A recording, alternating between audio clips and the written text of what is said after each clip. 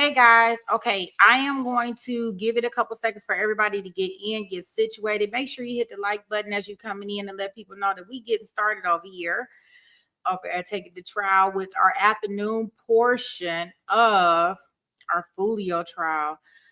Welcome in. I'm your girl, Sweet Pea, and let's see here.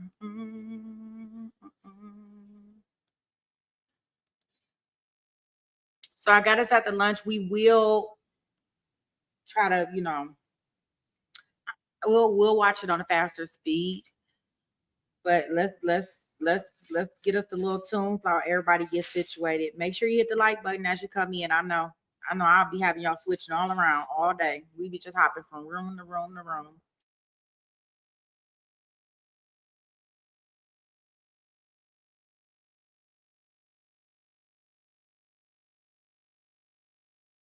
Take it to trial.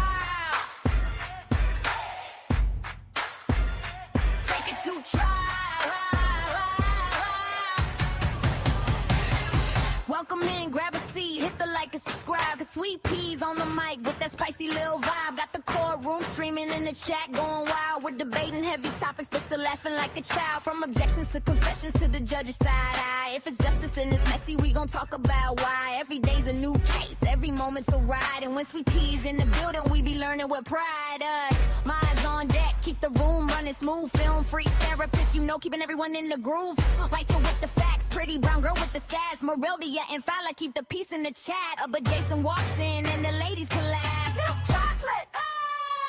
Take it to trial, where the truth gets loud and the laughs run wild. Sweet Peas got the spice, she's the queen of the aisle. Chat fam rolling deep, we've been here a while. Lights on, mics up, we gon' do this right.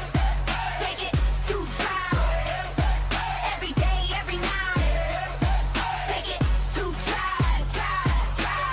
Morning shows are sharp, afternoon is on fire. And we catch every moment that the court might inspire. From witnesses whispering, the lawyers trying to hard. Sweet Pea breaks it down like a legal tarot card. Chats cracking jokes, dropping theories on the fly. We're serious when it counts, but we still testify. Minds hold it down when the trolls try to play. If you're out of line, court adjourned for the day. But when Jason logs in with that deep hello sound, the ladies in the chat, man, they all fall down. Take it, take it, take it, take it, take it, take it, take it, take it to trial, where the truth gets loud and the laughs run wild. Sweet Peas got the spice, she's the queen of the aisle. Chat fam rolling deep, we've been here a while. Lights on, mics up, we gon' do this right.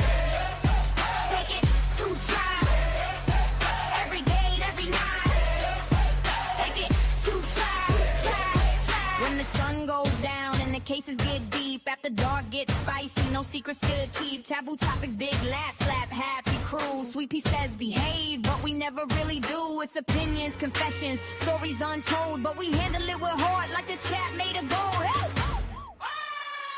Take it to trial, from day to night and every wild mile. Sweet Peas nearly strong with her trademark style, and the fam in the chat always makes it worthwhile. Turn it up, show some love, hit the like on sight. Take it to trial, yeah, we live tonight. Take it to trial, yeah, we live tonight. Take it to trial.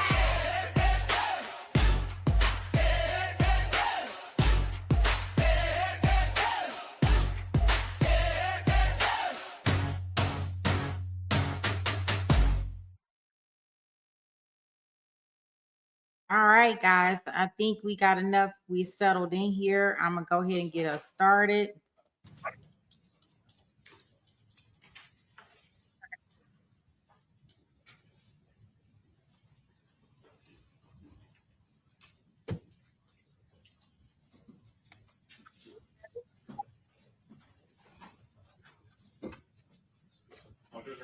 Okay, very good. Welcome back, members of the jury. Everyone have a seat.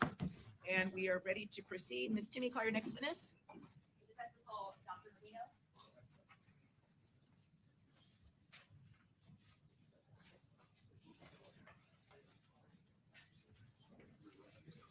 Do you solemnly swear or affirm that the testimony you're about to give in this cause will be the truth, the whole truth, and nothing but the truth, so help you God? I do.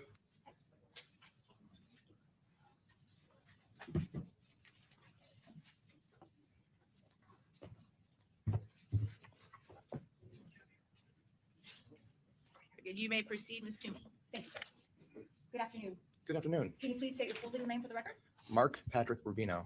And what do you do? I'm an adult neurologist.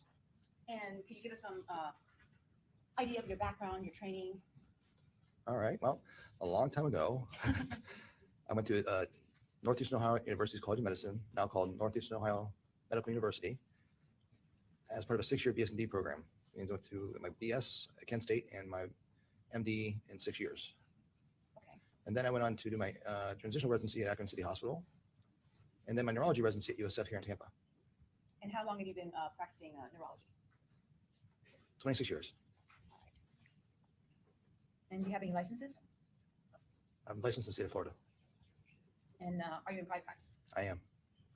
And have you ever been allowed to offer an opinion or give an opinion in the field of neurology? Yes. Approximately how many times? 82, 83, something like that. In state court and federal court? Or State and federal, yes, but all in Florida. and doctor, what's a neurologist? A neurologist is a doctor who is trained in disorders of the brain, spinal cord, nerve, and muscle. So I deal with everything from dementias, head injuries, Parkinson's disease, movement disorders, Huntington's disease, spine disorders, MS, seizures, peripheral neuropathy, balance problems, and then unfortunately a lot of pain too. And so then you have clinical patients that you see on a daily or weekly basis, I assume? Yes, And were you retained by my office in this case? I was. And what were you tasked with doing? So evaluating neurologically, I think specifically because he'd had some head injuries, I was tasked to find something to order some imaging. Okay, and did you actually meet with Davion Murphy? I did meet with Mr. Murphy, yes. Okay, and was that at the jail? At the jail here in Tampa, yes. And did you do some type of evaluation or something with him? I at the jail? did a history and I did a neurological examination. And tell us what that is. What is it? A neurological examination is different than a general physical exam because it focuses on the nervous system. The first part is called mental status. Then I'll assess cranial nerves, which are the nerves coming out of your brain to your head. And then the rest of the motor system, like arms and legs. I test motor strength, tone, sensory examination, coordination, and gait, which is the ability to walk.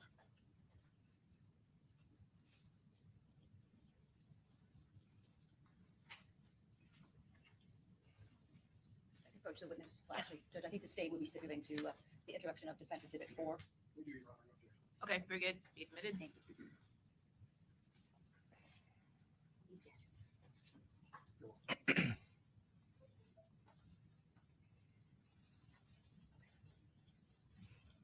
Is this what you're kind of talking about? Well, this is the first part, the mental status. So I do a standardized test for the mental status called MoCA, Montreal Cognitive Assessment. And this is how he did. So in that first section, the visual, spatial, or executive functioning, what was Mr. Murphy asked to do? He was asked to complete the trails, which is the first task on the upper left side, where you're supposed to connect the 1 to the A to 2, and connect the rest of them in the same pattern that's been established. And then what about the cube? You're supposed to copy the cube. And how did he fare on both of these tests? He did the trails okay, but the cube was not good at all. Okay. And then draw a clock. How do you do on that? The clock he did okay, except the hands, he couldn't figure out exactly where the 11 went on 10 past 11. Okay. And is there a number of points that are assessed or given to each one of these different tasks? Yes, on the clock, the contour of the clock is a point. Numbers are part on it, that's a 2. Although one can argue his spacing is off because there's a lot of space in it between the 1 and 2 and the 2 and 3, but I gave it to him. And the hands, that's what he failed, is the hands. Okay. And then we'll say you got 3 out of 5 on that points. On naming, because he was able to name the lion, the rhinoceros, and the camel. What I'm talking about here, the first. Oh, yeah, 3 out of 5 on the, 3 out of 5. yes, And then on the naming, he named the animals correctly. 3 out of 3. And then the memory portion. Tell us about what that is. Memory portion is I give him the 5-word space, velvet, church, daisy, and red. And I'll say that 3 or 4 times and have him repeat it to me. And then I'll say, I'm going to ask this of you in a few minutes after you do the rest of the test. And how did you do on that? He ended up getting 4 out of 5 right. And then you have something here that's called attention. Yes. What's that for? This is where I tell him to repeat numbers, and I'll give him the numbers. First one is forward order, and the second one is reverse order, backwards. Okay. And the points on that one? He couldn't get he didn't do one in reverse. Okay. And then you've got language, abstraction, delayed recall, and orientation. Is this your initial evaluation kind of thing that you do, or is this something different? This is part of the mental status component of the neurological examination. And do you do that in the beginning or towards the end after you? I do that in the beginning of the neurological portion of things. All right. What else do you do in addition to this? Is there some type of exercises with the arms and hands or something? Well, then I test the cranial nerves. Okay, tell us about that. So the cranial nerve is going to be testing for the nerves that go to your face and structures of your head. Part of that is going to be oculomotor, which is the eyes. So I'll have him pull my finger as I draw an H, and I'll watch his eye movements. And his eye movements, he had some jerking in his eyes. I couldn't call it nystagmus, but it was really bizarre. I've never really seen it before, but it's abnormal. And how did you do that test? I draw an H and have him fall. And I draw now- an H with my finger and have him fall, have him track my finger with his head sitting still. So can you demonstrate for us? Yes. Just follow my finger. And you go in, check for convergence. Is that similar to the horizontal gaze nystagmus test administered in DUIs, or similar? It's going to be similar because they're looking for the same thing. What is that? Nystagmus. Which is? Jerking of the eyes. There's usually a fast and slow component. It was close to nystagmus, but he had no fast and slow. It's all the same component. It's all just jerky. And you had no reason to believe that David Murphy was under the influence of anything? No, he was not. I mean, he's in jail, but I didn't think he was under influence of anything. And you said you've never seen that before? Is that what you said? It was just bizarre. Okay. I've been looking at a lot of eyes and I haven't seen jerk quite like that. But you have seen eyes that have jerked. Yes. And what is that a symptom of? It's usually, it could be one of two things. One would be if he's currently experiencing vertigo, that can cause some nystagmus. He wasn't having any vertigo. So the other thing that causes it is the disruption in the brainstem, where the oculomotor nuclei exist. There's going to be some disruption to it. And usually you see that people with brain injury is that they don't just damage their cortex or cerebral hemispheres, they damage their whole brain. Okay. What other kind of physical testing or examinations did you do? Next, I assessed his motor examination. Okay. Where I have him resist deltoids, biceps, wrist flexors and extensors, and hand intrinsics, leg flexor, leg extensor, quadriceps extensor, and foot dorsiflexion. And then he had 5 out of 5 of that. He was full strength, no weakness. But when I checked his tone was elevated. Now, let me What explain. does that mean? You say his tone What's is that mean? elevated? Yes. So I have him,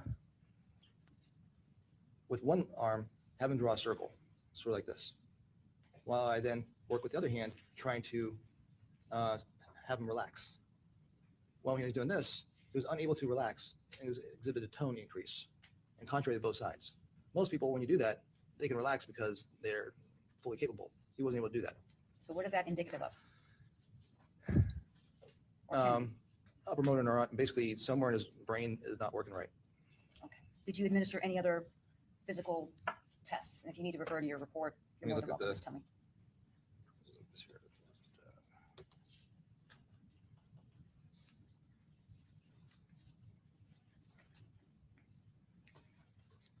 Then I did reflexes, Okay. feet tendon reflexes, which I use my reflex hammer and tap on his tendons and places. And what did that tell you? If anything. Well, he had normal reflexes in his arms, 2 out of 5. In his legs, in his patellas, he had 3 out of 5, but his ankle jerks were 1 out of 5. He also had cross adductor. Oh, what? I'm sorry. It's called a cross adductor. Okay. What is that? It's a pathological reflex. Which means? It means that he has an upper motor neuron problem. And basically, upper motor neurons is meaning spinal cord or brain. There's a problem. And the increased reflexes in patella and decreased his ankle jerks tells me something else is going on. What do you mean? Well, then I did a sensory examination, and he had sensory loss, all compatible for a polyneuropathy. You say polyneuropathy? Yes, polyneuropathy. And what does that mean? He has something going on that's causing him to develop nerve damage in his legs that eventually is going to give him numbness, tingling, and balance problems in the future. And do you attribute that to anything? But considering he's 5'11" and 300 pounds, I would, if I'm a betting man, he's at least pre-diabetic. Okay. But that has nothing to do with any of the other physical examinations that you conducted. Correct. Did you do anything else? I ordered MRI with DTI, NeuroQuant, and I did a CT PET. Okay. Let's talk about that. Can Okay. you, what's a CT PET? What is that? A PET scan is a nuclear study. Basically, what happens is a radio-labeled sugar is administered. Well, your brain, sugar, it's glucose. Glucose is a type of sugar. It's the main sugar your brain uses. Matter of fact, it's the primary food your brain needs. Only other thing that uses glucose, they'll use glucose or ketones in starvation, but glucose is what it uses. Okay. The person is injected with some kind of sugar. It's radioactive glucose, basically. That's a simple way of saying it. Radio labeled means radioactive, medical grade. Anyhow, this is injected in the body, and they track it as it goes into the brain. They do a CT first, so they have something to map it on. That's why I call it CT PET. Otherwise, it'd just be a blob in space. So they map it onto a CT, and the parts of the brain that uses glucose would be the cortex. The cortex is where the neuron cell bodies exist. Neurons cell bodies give rise to axons. Axons don't use any sugar. You'll see What's the purpose of an axon? axon is as part of this neuron. Axon is the part that traverses to other Connect? it connects synapses at the end of this axon. It's part And of the communicate with other parts of the brain? yeah, it's the wire. The wires, okay. All right. And then, did you explain that one? The CT PET, so is that, Well, I'm still sorry, go ahead. So the cortex should light up, and all the cortex should be relatively the same intensity of sugar used because it's all doing the same thing, all being used. Okay. And then the MRI DTI? We did MRI and DTI. I never did get a neuroquant. That wasn't provided. So tell us what an MRI DTI is. MRI is gonna be a little different. It tells us about structure. Structure would be if you had a brain tumor, I would be able to see it. If you had a stroke, I would be able to see it. DTI is a little bit different, where it stands for diffusion tensor imaging, and this uses MRI technology to try to tease out water flow. And water flow is basically how axons show up on MRI. And there's a hole in the axons. It'll show us a hole in the DTI. Okay, so you order those two different scans for radiography. Those are scan. Yeah, those are Those two scans. different scans. Okay. And MRI and CT PET.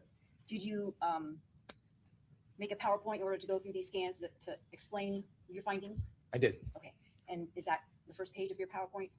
That'd be the first one. Would be on my name and what it is. All right, so this is the first image. And maybe, I had some controls here, but they're gone now.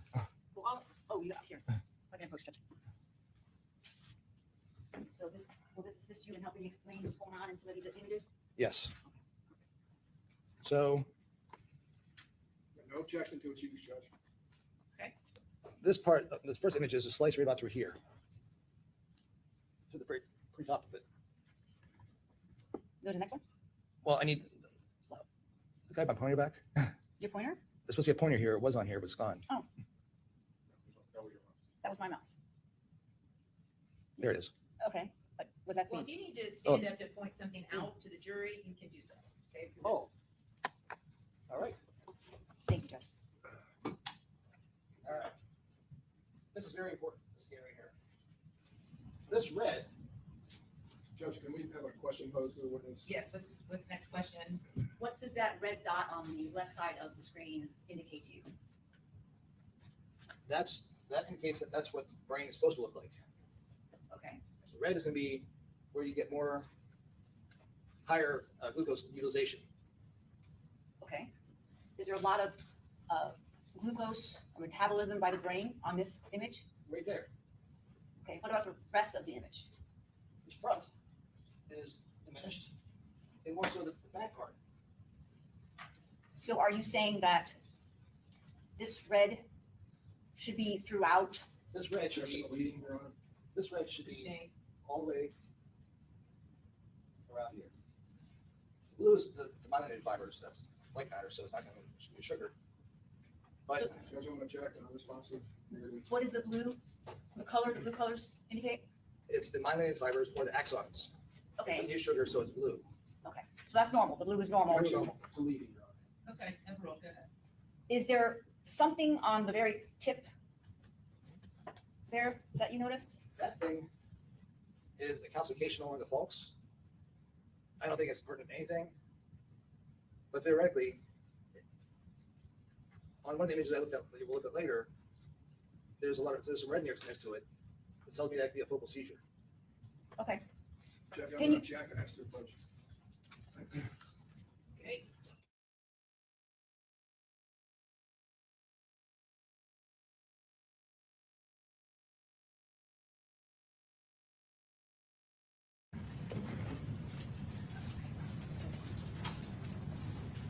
Oh, he's got it. Oh, okay, and then you go to the jury. There's two in the rest of the room. Okay. That's good. That's good. Yes, sir.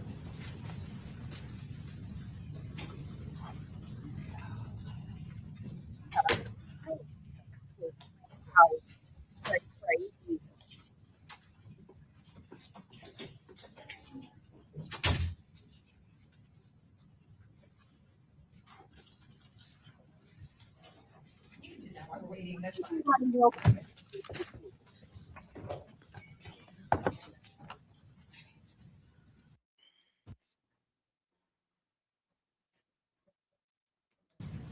Looks like this is as a concept known as coup contra coup. It's a term in neuropathology where you have sudden impact. But when the head gets hit, the brain suffers the area where it got hit. But as the brain shifts backwards, the back part, the opposite side of the brain hits the skull, and that causes more brain damage. So coup contra coup. So we have this impairment up here, and this vast greenness back down here, where the contra coup would be.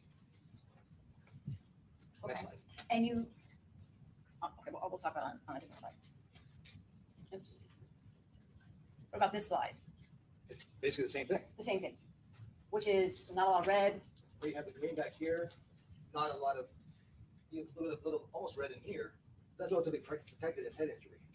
But the front part, the back part are all diminished sugar capacity. And these are slices. These are all slices of the brain as if we're going through it this way. Axials. And then what about this slide? And just for the record, these are the CT, the PET scans? This is the PET scan. Okay. This is the most remarkable of the images I had. Okay, gotta speak up. This is the most remarkable. Anyhow, this just shows that there's no point of where there's very little red here. Just right here and right here. The rest of the whole brain is diminished, which supports intellectual disability. So are we getting deeper and deeper? Each, Getting deeper into the brain, each slice yes. is deeper into the brain. Yes. And what is the blue? What is that? Is that a normal amount and where it's at? The blue is all within the center of the two halves. And that blue represents white matter, which is myelinated fibers, which is where the axons are and don't use much sugar, if any. So then what are we seeing in these last three images? We're seeing brain damage. Judge, I'm going to object to leading. Sustain is to leading. What do you see, doctor? What I see is a diminished use of glucose, which may be from traumatic brain injury, but maybe something else as well. There may be more here that I don't know what happened because this is so profound. When you say the brain damage is so profound, can you expand on that? This is going to be from brain injury, the front and the back. That's where most of this brain injury occurred. But all this, it just seems that there could be something more than this brain injury, traumatic brain injury. And can you just, the different lobes of the brain, and you know you have that this brain that you have in your hand, can you tell us, kind of explain the different lobes of the brain and what they are responsible for? If I can have the witness sit down if he's not. Yeah, I can sit down. Can you sit down for us? All right. So this model, this is the frontal lobe. This is the part of the brain that makes us us, because this is where most behavior arises from. Those are planning, our decision to do right and wrong, our language, our ability to speak. It's all in the frontal lobe. Temporal lobe is going to be memory and emotion. Can you show on the other side? I don't know if the jury can see you. Right in here, that's temporal lobe. Okay. Parietal lobe is going to be spatial orientation, arithmetic, a lot of things that we don't really point out in court. Okay. The Fair occipital lobe is going to be visual association cortex and vision. This is where you see and place meaning on what you see. Okay. And so far in these images, are you able to determine whether there has been damage to any of those lobes of the brain? Yes, all of them. All of them. All of the lobes that you just described. All the lobes that is discussed have impairment to them. Okay, what about this image? I think it's the fourth one. Same thing. It just shows this diminished glucose uptake globally in his brain. Your Honor, if I could, I just consult with opposing counsel. Yes?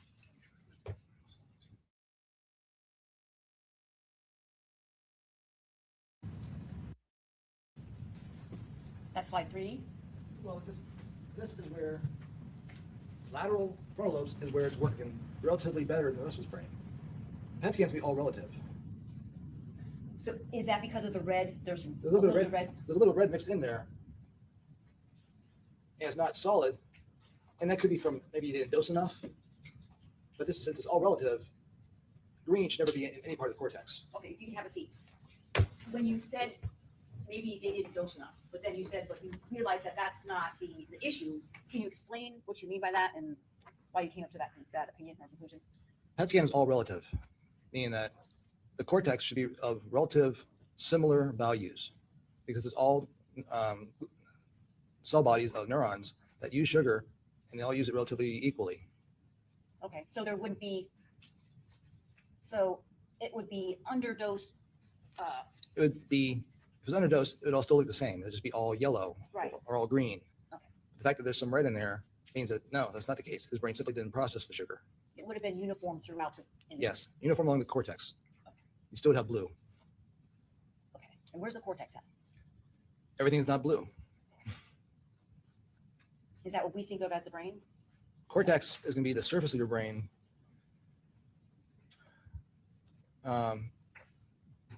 It's what we call gray matter versus white matter. What's the difference? Gray matter, well, in pathology, it's gray. On pathology, white matter has got myelin in it, so it's white. Cortex involves cell bodies of the neurons.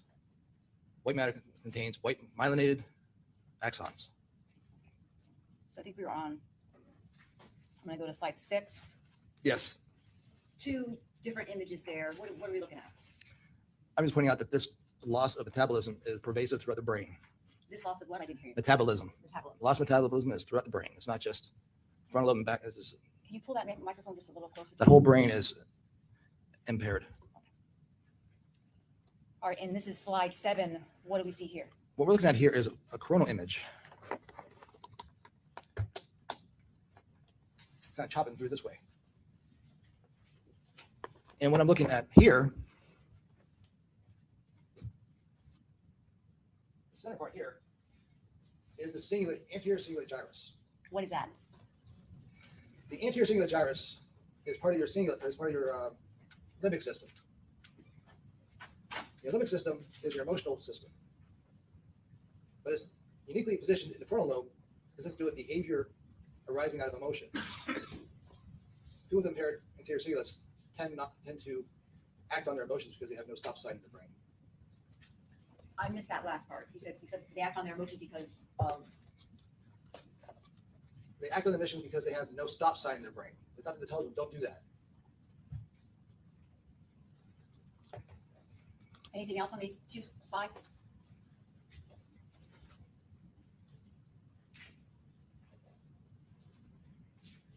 Other than just a little bit of red here and everything else reduced. I'm gonna go to slide 8. What are we looking at here? Just more the same of the cingulate gyrus still being here, and the rest of it is. So essentially, Great. it's not firing or connecting. It's not. Janice deleting, ask your question again. What does that mean? It means it's not metabolizing sugar, which means there's not a whole lot of axon or not a whole lot of cell bodies using sugar, which means it's not working very well. And what about that top right image? Oh, is that the next slide? No. That's the next Yes, this slide. Slide 9. All right. Now we talked a lot about frontal lobe before. That was all frontal lobe we're talking about. Now we're talking about temporal lobe. What's that? Where on the brain is that? Temporal lobe is this part right here. This is temporal lobe. Part of this. That's a temporal lobe. And you have I'm sorry, do you have one of those on each side of our brains? Yes, we have 2 temporal lobes. And this shows the temporal lobes are basically green. So what does that mean? That they're not metabolizing much sugar. And because they're not metabolizing much sugar, what does that mean? That they're not functioning very well. And what if anything does that cause when those 2 lobes are not functioning well? If your temporal lobes do not function well, it usually means that you don't process emotion very well. And you combine that, you cannot process emotion very well with that anterior cingulate I was talking about, how you can't have a stop sign for bad emotion. That usually leads to people doing things on emotion. That is not usually good. All right, slide 10. What is that? Same thing? Just deeper into the brain? Slide 10 shows me that right there is almost blue, and it's supposed to be cortex. It's supposed to be brain. Or it's supposed to be cortex, not Okay. not axon. It's cortex. Which means what? That it is barely eating any sugar, and it's barely working at all. And if that part is not working at all, what does that equate to? Emotional regulation. All right, slide 11. It looks like we have a PET scan and then an MRI to the right. No, it's a CAT scan. CAT scan? Okay. Over here, the blue extends out to here. And the reason I included the CAT scan is you can see that there's brain over here. There's cortex over there.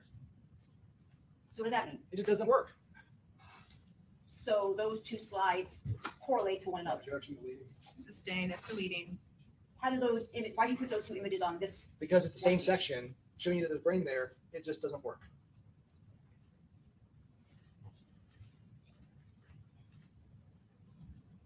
And this is a coronal view of the same Slide thing. 12. Sorry, go ahead. This is a coronal view, meaning it slices this way, but through the temporal lobes, showing that blue right there, Right where? right where I'm pointing, I know, but what is it called? temporal lobe. It's, Okay. it's the same image I was showing before, just a different view of it, to show that this is not just a optic delusional. This is real. This is a abysmal function in that temporal lobe. All right, slide 13. What are we looking at? All right, now this is MRI DTI.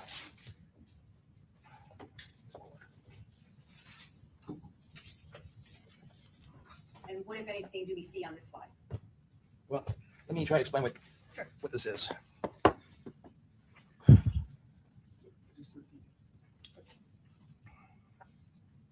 This is a representation of diffuser tensor imaging. What the sequence on the left indicates is intact water flow. When there's a gyrus or a sulcus, when the brain has involutions, Can you show us on the, I don't know if anyone can see this, Okay. but the brain has a bunch of divots in it, and et cetera. Those divots are called sulcuses, and the areas that are raised are called gyruses. the area of the what? The areas that are raised are called gyruses. I still didn't get you. The areas that are raised are called gyruses, Oh, gotcha. Okay. and the areas that are lower are called sulcuses Okay. or sulci. Okay. It's actually gyri, the correct way of saying it. All right. Man, I'm about to say gyrate. Ugh. I'm so immature for these type of conversations. Anyhow, the project rate. Let me go to the next slide. Well, I'll try to make it work, but it's hard to see. But maybe it's better on your screen so what I can see. But like this little hole, like these holes all over the place, most of them are supposed to be there because the brain has natural crevices. There's not going to be any axonal flow over areas of space. So it's going to create a hole illusion. But right here, nothing right there, there's nothing. There's no sulci, there's no division. That's in the middle of the brain, middle of the frontal lobe.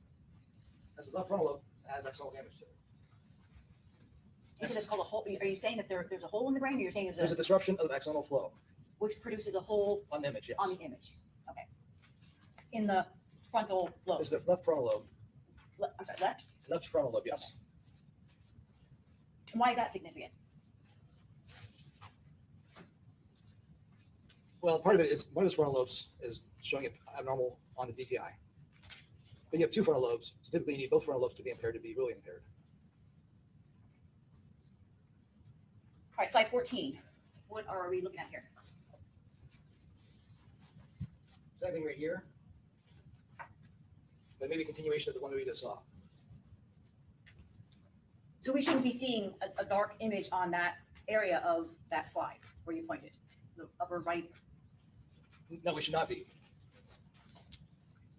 Plus, even one of these down here might be also included, but we're not really focusing on that. And why is that? We're not focusing on it Because it has nothing to do with behavior. Okay, that deals with something else. Yes. Some other cognition that he's deficient in. Okay, slide 15, what is this? Just different sections, just, I guess we're getting closer to the top of the brain. Yeah, let me see. Could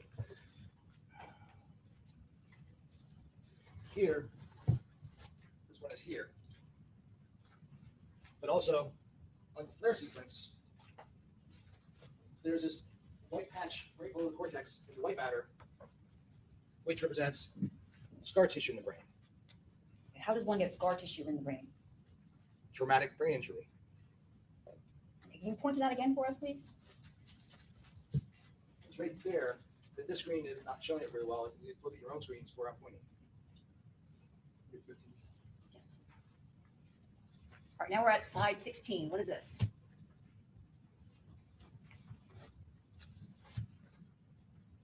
This is the right frontal lobe. Both frontal lobes have some axonal damage to them.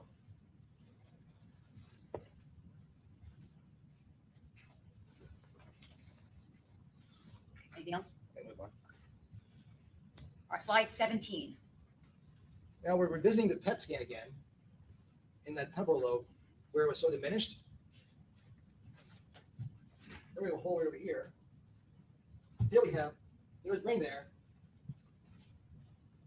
And there, the next slide, there's no function there.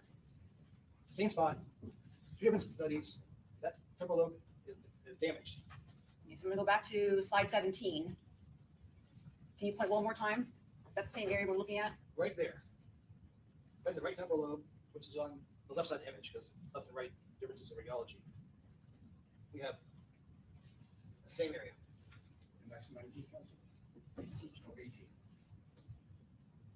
And you point to that area because it's mostly blue or green? Or It has both what? blue and green in it, but there's supposed to be at least a yellow and orange.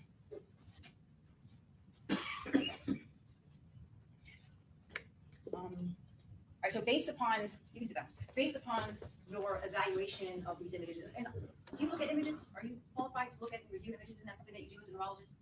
Yes, I look at a lot. I look at a lot of brains.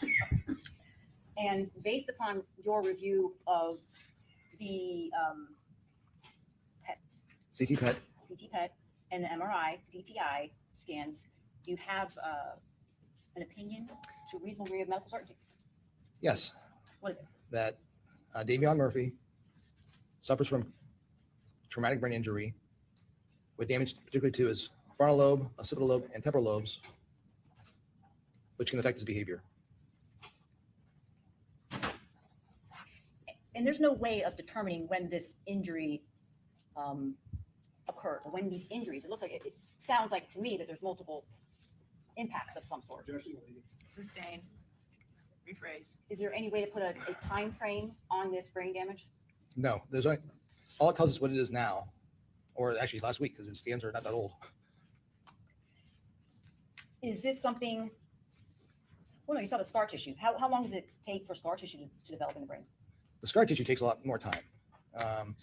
If it was acute, if it was like in the last couple of weeks, it would show up more as a signal on DWI, which is a stroke indicator. When there's acute damage, it shows up on DWI. The DWI is normal. Matter of fact, the rest of the brain appeared normal except for the white matter lesion I showed and the DTI. And how, if any, could you treat a patient that has similar damage? How do you treat? Yeah.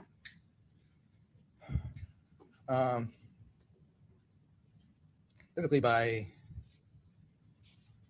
I mean, is there a treatment, I guess? I don't know. I mean, usually, sometimes you use low dose treatments for attention deficit disorder, but he already has attention deficit disorder and doesn't do well on stimulants. I think the best option for him is a structured environment. I'll pass the witness. Okay, Ross? No.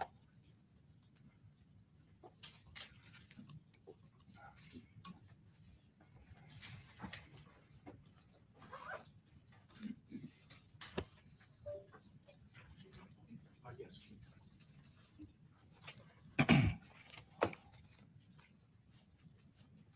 Good afternoon. Good afternoon. Doctor, we just spoke a couple of days ago. Your deposition was taken on Monday. Yes, Okay. And you found out, I believe you said Friday or Saturday, that you would be testifying in this case?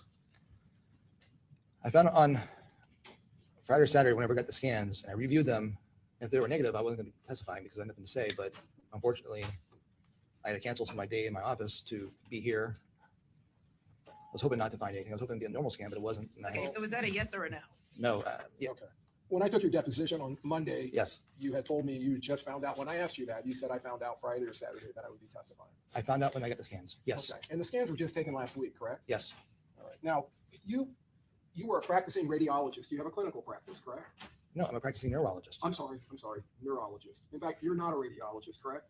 I'm not a radiologist, correct? Right. And radiologists will frequently examine MRI scans like these. Well, these are PET scans, but some of those were MRI DTI scans. They will utilize those as a diagnostic, correct? Yes,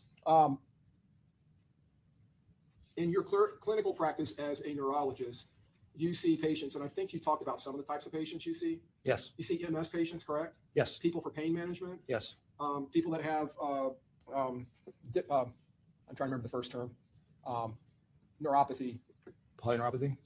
I'm sorry, poly, did you say poly? Yeah, polyneuropathy? I was thinking more like neuropathy in the hands or the feet or the lower legs. That's something that is common in people that have diabetes. Yes, carpal tunnel syndrome. Carpal tunnel can neuropathy. cause it in the hands. Yes, You also see people with seizure Yes. issues, epileptic yes, patients. And these are people, if I understand right, in a clinical setting, they come to your office because they're having an issue, they're having a problem, correct? correct. And they present to you, you do your examination, whatever it is. I'm assuming on a lot of these patients, you're going to be doing a neurology examination similar to what you did with Mr. Murphy, correct? Yes, And then you're going to assess their symptoms and you're going to treat them, correct? yes. But this isn't one of those situations, correct? No, this is simply, he's not my patient, he's a client. Yes, and that was my next question. Davion Murphy's not your patient, he's your client, correct? Correct, His attorneys have retained you to give forensic consultation. correct. All right. And that's a practice that you've maintained now for what, 15, 20 years?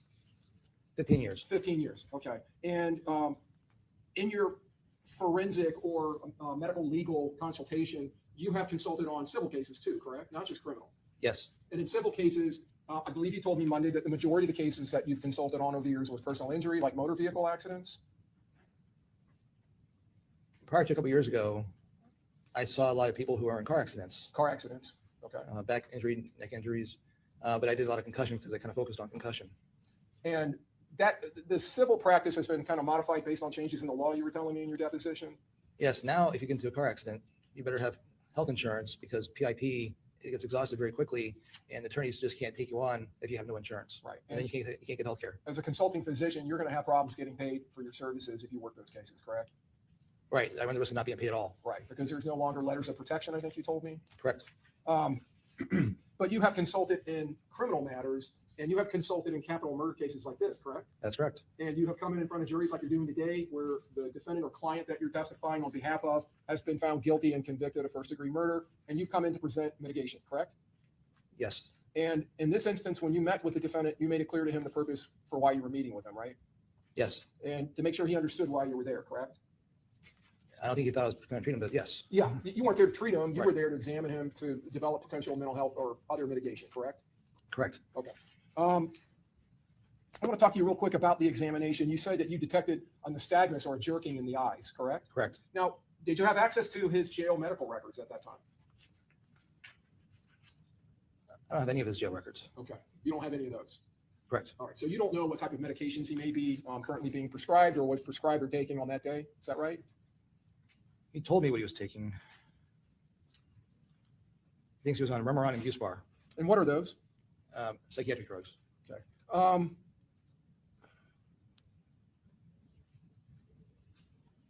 Can you spell those for me? Remeron, Remeron, R-E-N what? Remeron, Okay. And and Buspar, Buspar. Buspar, okay. Now, are you aware of either of those medications being utilized to treat anxiety or depression? Are you familiar with them? Buspirone or Buspar is used to treat anxiety.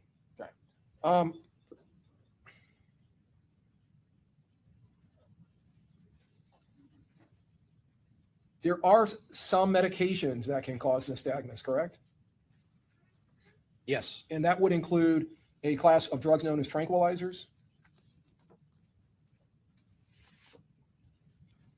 Tranquilizers is a broad category of medication, not a class of medication. Right. Does it mention which class? I'm sorry? Does it mention what class? Wait, stop.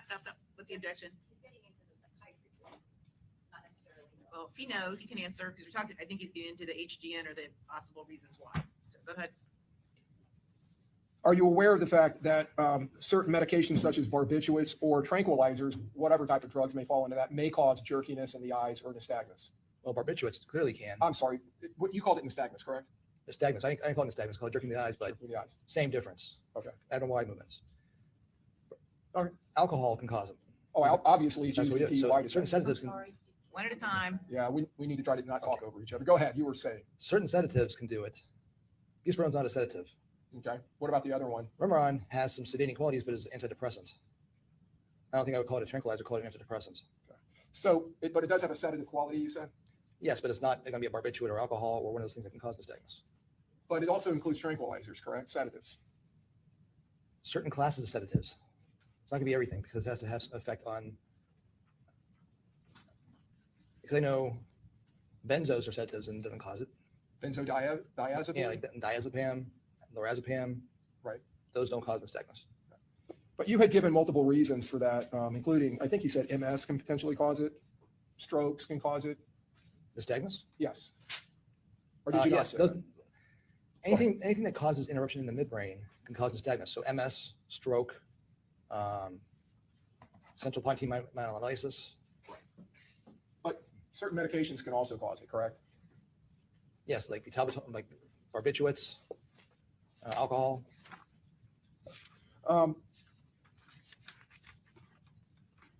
When you were retained in this case and the work that you have done, are you being reimbursed for that?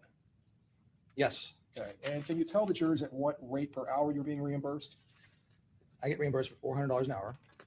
Okay. And is Which that, is- yeah, go ahead. That's roughly how much I bill out when I'm in my office, where I'm not right now. So $400 an hour for working on the case, Yes. $400 an hour when you traveled up here to see the defendant, and No, when I drive, I only charge $200 an hour because sometimes I'm not going to be doing it during working hours. okay, so you're charging $200 an hour for your travel time, Yes. and then once you arrived here at the Hillsborough County Jail and you met with the defendant and conducted your evaluation of him, you're charging $400 an hour again. While I'm in the jail, yes. Yes, and then you're charging $400 an hour today for your testimony. Yes. Have you submitted invoices yet? Not yet. Do you have an accumulated number of hours that you've worked on this case? Well, when I met with you in my deposition, it was about 4,000, but since then I'm probably closer to 6,000 now. Okay, and okay, so you think you're up to about $6,000 of charged work? I think so, yes.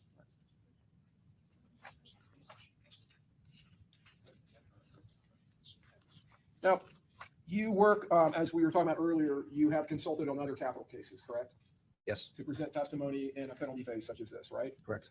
And you've come in and testified in these settings before, is that right? That's right. How many times do you think you may have done that over the last 15 years of your consulting business? Death penalty cases mitigation, Yes. around 50 times roughly. And all those times, have you been retained by the state or the prosecution? I've been retained by defense. And in civil cases, you've testified for both plaintiffs and defendants? Yes, Now, in this case, you have read Dr. Eisenstein's report, is that correct? that's correct. You were provided numerous records, correct? In this case, in a big, large digital download? Yes, I believe in your depot, you described it as a dump. yes. A That dump would be of correct. records. A dump of Okay. records. But you have not been provided with Tampa Police Department police records, correct? No, just the record of filing the charges. So you've not received any police reports, and I believe in your deposition, you told me you were looking for it, but you haven't found anything like that. Correct. So that would include not receiving any audio video interviews of Mr. Davion Murphy, is that correct? That's correct.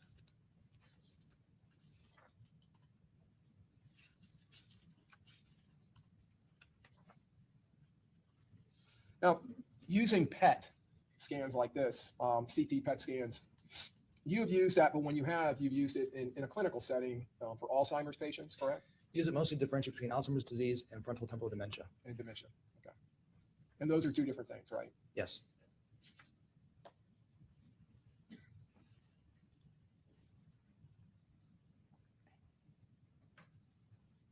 And in this case, you did not prepare a report, is that correct? I did not prepare a report.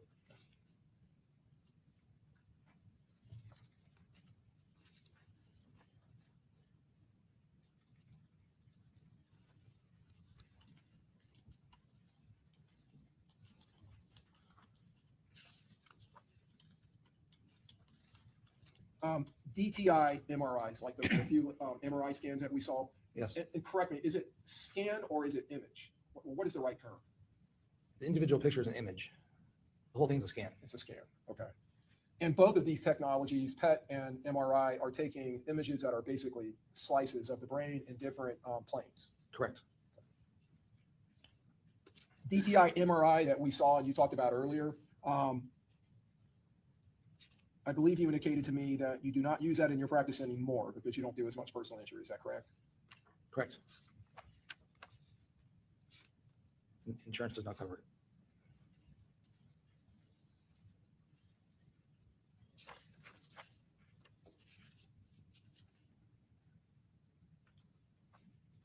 You have 1 moment, Your Honor. Yes.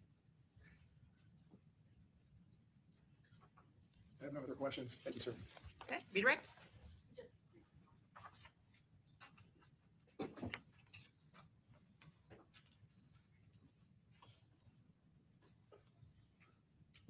You weren't just retained last week, right? Well, no, I was retained in first week of March. All right. And would you work on behalf of the state if they asked you? Objection. Oh, what's the legal basis? Relevance. Overall, go ahead, you can answer. I never worked for the state because they never asked me. And if you were provided police reports, interviews, videos, would that change your opinion today? No, it would allow me to see what he did and explain his behavior based on what I see. But since I don't know what he did, all I can explain is predictive behavior and his limitations. Fair enough. Thank you. Okay. I just need to.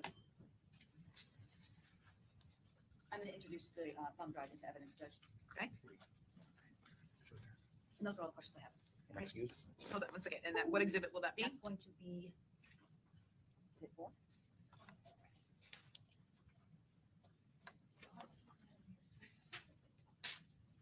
Sorry, 3. Okay, as to defendant Davion Murphy. Okay, very good. Any objection? No, Your Honor. No Okay. objection. May this witness be excused? Yes. Okay, thank you. You're free to go. Ms. Toomey, come up here real quick. And Mr. Harmon.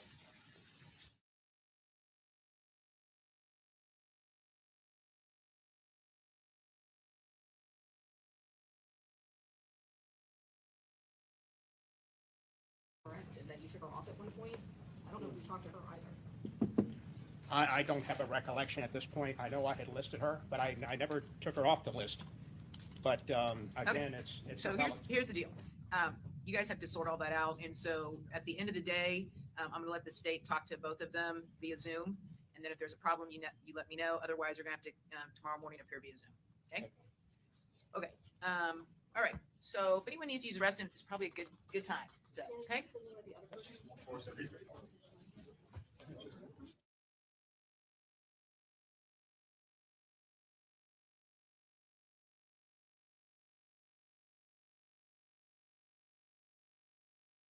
You have other.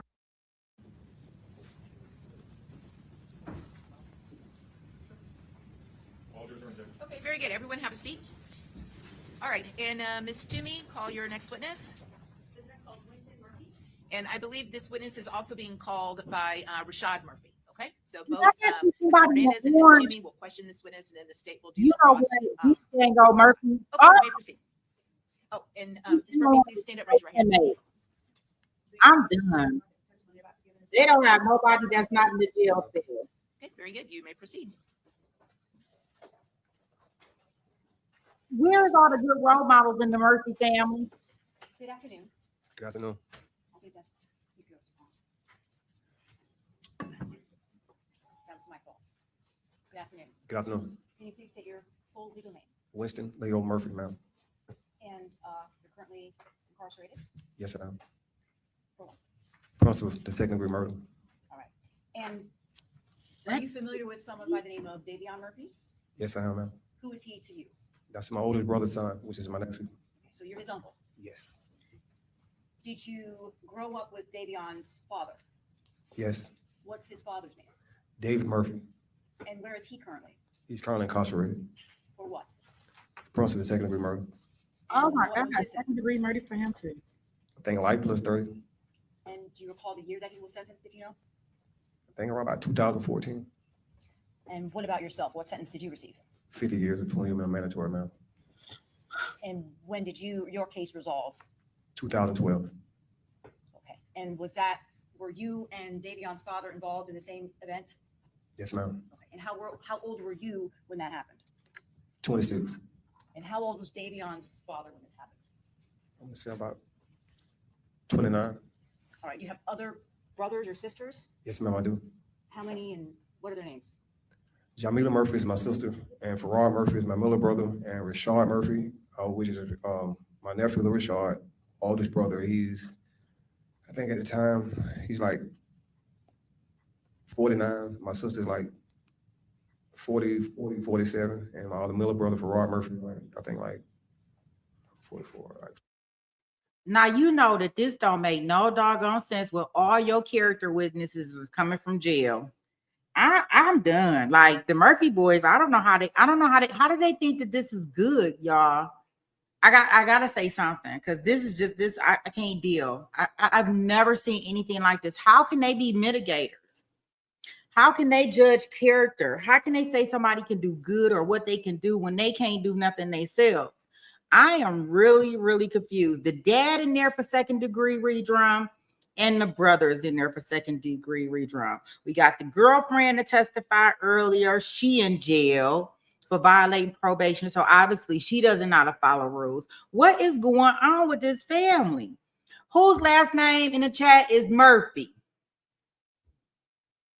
I need to know. Because we got to get you checked out. Make sure you ain't part of this family because this family is messed up. I don't understand this. I don't. This does not look good to a jury, in my opinion. They should have left these people off. These people should not came. Like they don't even have no family. Now I will say that based off of what I'm hearing, their family has they have been failed. They did not have good role models. This all looks bad. But when you look at a Chance and a Sean, they actually had the proper people in place. They just didn't utilize them. So I guess it can go both ways. So maybe they showing this is just a criminal crime family. So they just, the apple didn't fall far from the tree. I mean, it stayed right there up under it. Oh, look, God has had just what I said. Yep, I wasn't even looking at the chat, but you took the words right out of my mouth, right? Jinx. Yeah, so how do you break the cycle? Maybe if we start putting some of these Murphys to death.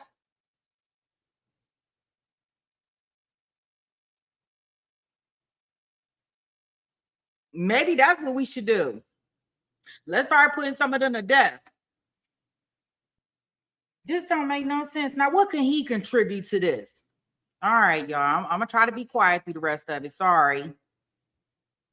46. So how many in total siblings do you have? I have 4 in all. All right. I want to talk to you a little bit about David Murphy Sr., your older brother. Was he, to your knowledge, diagnosed with schizophrenia? Yes, ma'am.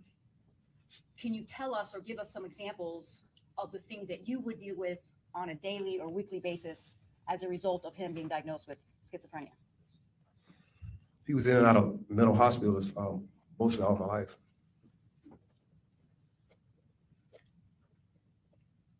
Is there any event that you could share with us to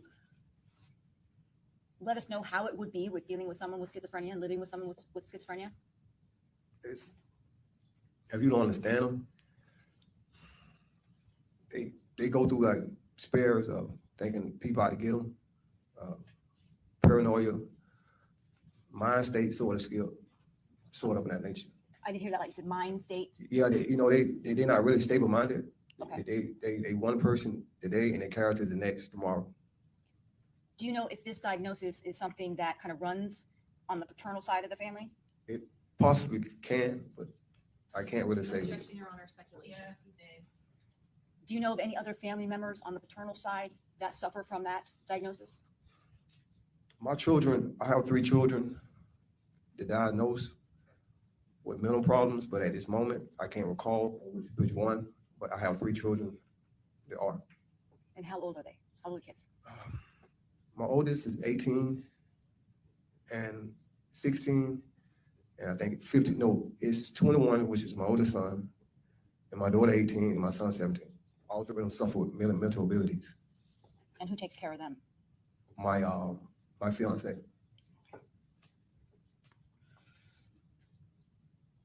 Do you recall a time, let me strike that, let me ask you this. Davion's father, was he also an alcoholic? He drunk at times, you could say. I wouldn't say alcoholic, but he did drink alcohol. Did he drink to excess Yes. often? Yes. Okay. How did that affect how he acted when he would consume alcohol? It would affect him. Did you have the opportunity to observe your brother, David, taking care of or spending time with Davion and his younger brother? At times, yes. Can you tell us about that?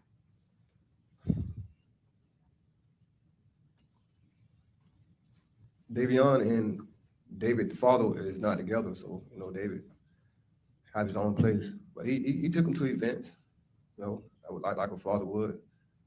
I can't say out of my presence what happened, but he took him to events. He spent time with him.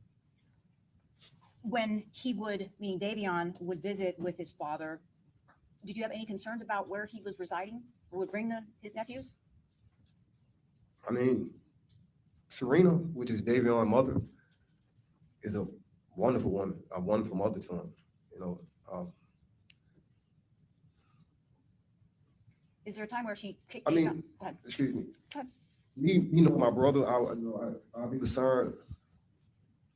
It all depends on, like you say, what environment he got him in, but with his state of mind, I would be concerned. But with Serena's a great mother. Okay, I want to focus kind of on Davion's father.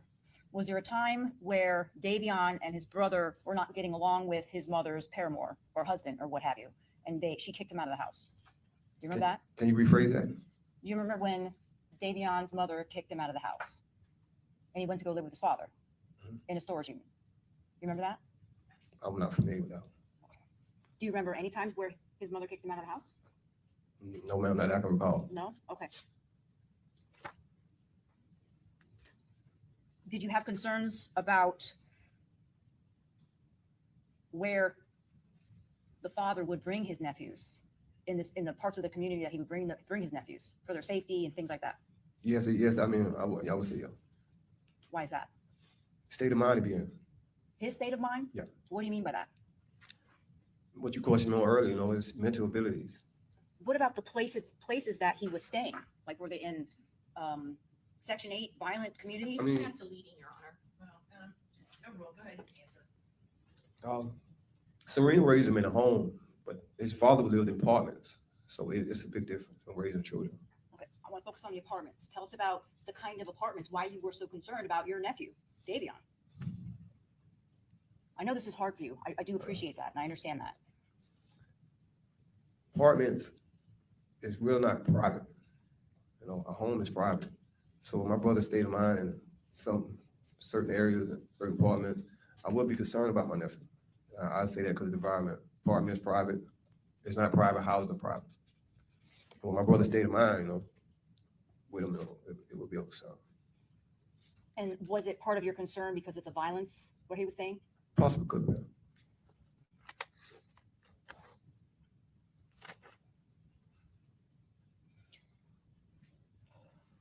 What about Adam Gooden Jr.? Who is he to you?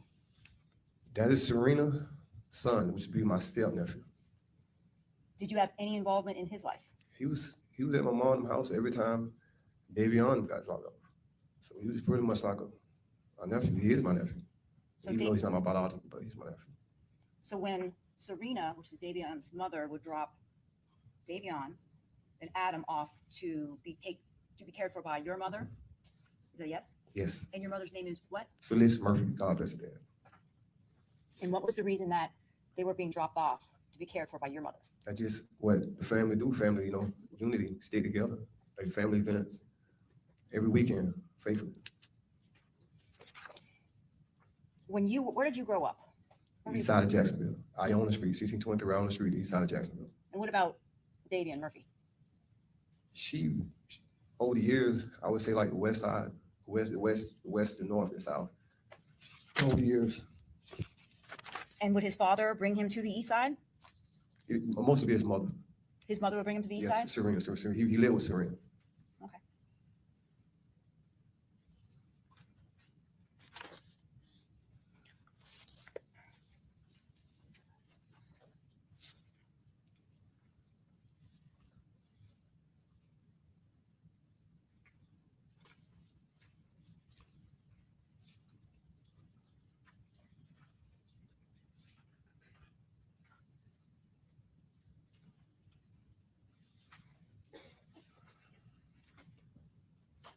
If I can approach the witness, Judge. Yes. I'm showing you what's been marked as defense exhibit 1A through K. If you could just flip through those photographs and tell me if you recognize them.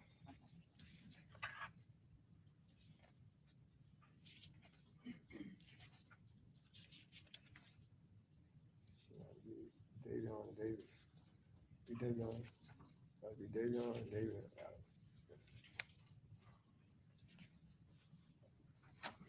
You recognize those? At this point in time, I would need to have what's marked as states defense exhibit 1. No objection, Your Honor.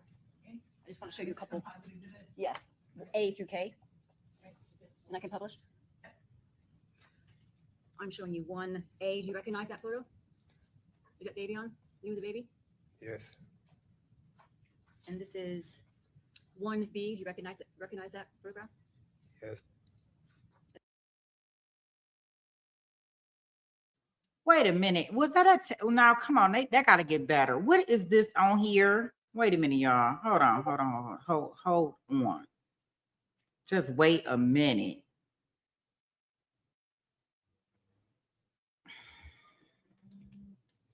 This about to upset me.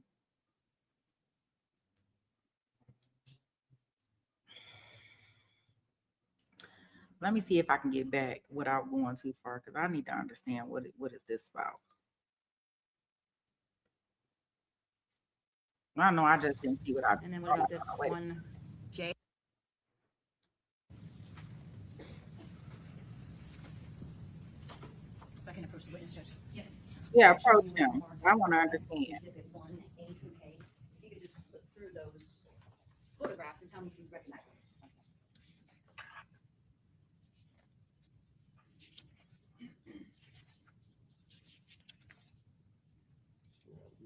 Davion and David. Be Davion. That'd be Davion and David and Adam. The family that crimes together stays together. Recognize those? He's real close. We was all together all the time. No objection, Your Honor. I just want to show you a couple. Composite exhibit. Yes, A through K. And I can publish. Yeah. I'm showing you 1A. Do you recognize that photo? Is that Davion? You with the baby? Yes. And this is 1B. Do you recognize? Do they got a sticky? Why they got this like this? Y'all tell me, what is this about? I just don't understand. Now, why would this defense team have this like this? Don't show my mama's face. Why couldn't they just put a blank sticky note on there? Why do we have to see that he wrote out here, don't show my mama's face? If you ain't talking about the most bootleg stuff ever. Like, they could have just put a blank sticky note like they did on the rest of the stuff. Why do we have to have that? Man, oh man, oh man. You can't make this stuff up. Can I recognize that photograph? Yes. Is that Davion as well? Yes. And what about 1C? Like that's Davion and Adam. Davion and David. Like Adam. Adam is his younger brother. Yes. This is 1D. Is that Davion? Is it baby? Yes. What about this picture? That's 1E. David. That's Davion and David. Is this one Davion and David's the younger one? Yes. And then this one is kind of hard to see, but 1F. What about this? That's Davion and David again, man. one G, Davion. one H. That's Davion. You know, I'm surprised that the prosecution team didn't object to these photos coming in with him being such like a young, like it, how sometimes they object when they say boy when he a grown man or something. Like, I'm really, really surprised that the prosecution team is letting these photos come in, because typically they don't want stuff when you was a baby and stuff, because that's kind of like making him like human, like, oh, look at him with the baby. He was a baby with the blocks and stuff. I'm really surprised they let this come in, because remember, the prosecution team want all of them to die. Die. D-I-E. Die. They want death upon them. I'm really surprised. Interesting. David and baby Adam So Davion, is in the middle. and this is who? Adam. Adam, That's David. one I. All those are Davion. And then what about this one J Davion. and one K? Grown up now, huh? Yeah, they grown up. Like I'm the rest of Serena daughters. And, Mhm. yeah, I'm grown up. I could be David. Yeah, it's been a minute. Hold up. Haven't seen those in a long time, huh? I don't know who they are. I can approach them. It's been a minute. I don't know who they are at all. Oh boy, they couldn't get nobody else, not a cousin, not a nothing. Somebody that had a job that was a doctor, a reverend, I'll pass the witness. nothing. Just Okay, and Mr. Menendez, if you would like to conduct your direct examination. Thank you, Your Honor. all Good afternoon, sir. doctors. Afternoon. I'm going to be asking you some questions regarding Rashad Murphy. Yes. Okay. What is your relationship to Rashad Murphy? I'm his baby uncle. And is he the gentleman that's sitting, I don't know if you can see over the screen, sitting next to me? Yes, sir. And you're his uncle, correct? Yes, sir. And you're, would it be correct to say you're his paternal uncle, the brother of David Murphy, correct? Yes. Now, have you known Rashad since pretty much birth? Yes, sir. Describe to the jury the childhood, the environment that he was raised in. My father got a master's degree in psychology. He took his criminal justice course. He served. Who was this, your? This is Leroy Murphy, which is my father, which is his Okay. grandfather. And we grew up on the east side of Jacksonville, in a home on Iona Street. And he pretty much raised us, to play sports, to complete school, and to meet our expectations. Let me ask you about Rashad's father. Was he a positive or a negative influence in his life? He was in and out of prison most times, but my father and I'm talking about Rashad's father. yes, Okay. he was in and out of prison most times, but he didn't raise little Rashad, but he was in and out of prison most of his life. Would it be correct to say that he was in many ways an absent father? Yes. Are you aware of any abuse that he gave to either Rashad or Rashad's mother, his wife? Can you rephrase that? Are you aware of him being abusive, the father of Rashad being abusive? Oh, no, sir. You don't know that? No, sir, I do. Oh, you He do know wasn't. that. Tell the jury about that. He was. Your Honor, please answer. Okay. What about Rashad's mother? Was she did she have an addiction to drugs? Did y'all catch that? His attorney was trying to get in that Rashad may have had some physical abuse. His dad was physically abusive towards the mother and Rashad, right? And he was like, "Oh no, he didn't do those things." He tried to get that in, but he's saying that didn't ever happen. So I guess that's something that I don't know if they prepared him as an attorney. He was always told to me, you don't ask a question that you don't know the answer to. So the attorney like, wait, oh, you didn't know that? You didn't know that? It looked like he didn't know the answer to that this answer was coming out. And he was trying to get in that Rashad's father was abusive to him and the mom. So now he just about to try a different angle, it seems like, with some drug use. drug abuse or whatever. Here we go. At some point in his life, she had, not all his life, but some point. Okay. Are you have any knowledge of her being a crack addict and eventually living on the streets? She always had a place to stay, but she dealt in a portion of all his life, but most times she was on drugs. Not all his life. Would it be accurate to say that you have referred to Rashad's father as dead weight? Yes. Okay. Now, what kind of neighborhood did Rashad grow up in? Was it a neighborhood that there was gun violence? Not directly at our house, but surrounding areas, yeah. Okay.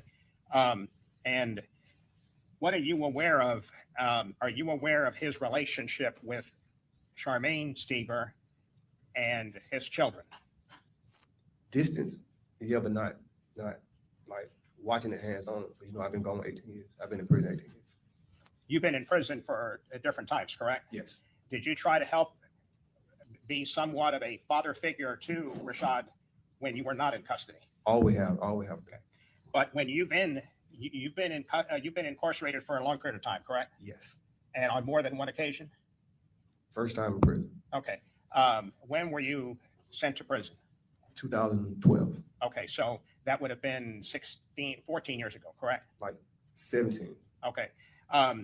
When after you were incarcerated, was there any other male influence other than his grandfather? Yes. Who other than his grandfather? I got a Miller brother, very financially set. My father, and I got cousins like brothers. We all close family. He had at least nine to eight strong African American family members. Okay. Would you describe, maybe I worded it in a way because you said the surrounding areas, would you describe the area or the neighborhood that Rashad grew up in as a fairly high crime area? I mean, it'd be hard to say the whole, portion of the whole east side of Jacksonville. I mean, we can describe it as that, but not a direct home.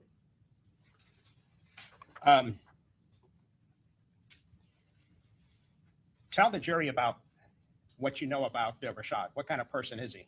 Great. He was a great kid growing up. Great. Did you see him as a father and a husband? Yes. What about Yeah. how was he with his children? Great. He even had custody of his little brother and little sisters. He made me proud. In addition, are you aware that there was a point in time that in addition to his own children, he was taking care of his siblings? Yes. What about what knowledge, if anything, do you have about his time, of Rashad's time in a foster home? Was there do you remember that he was placed in a foster home? I can't recall that. Okay.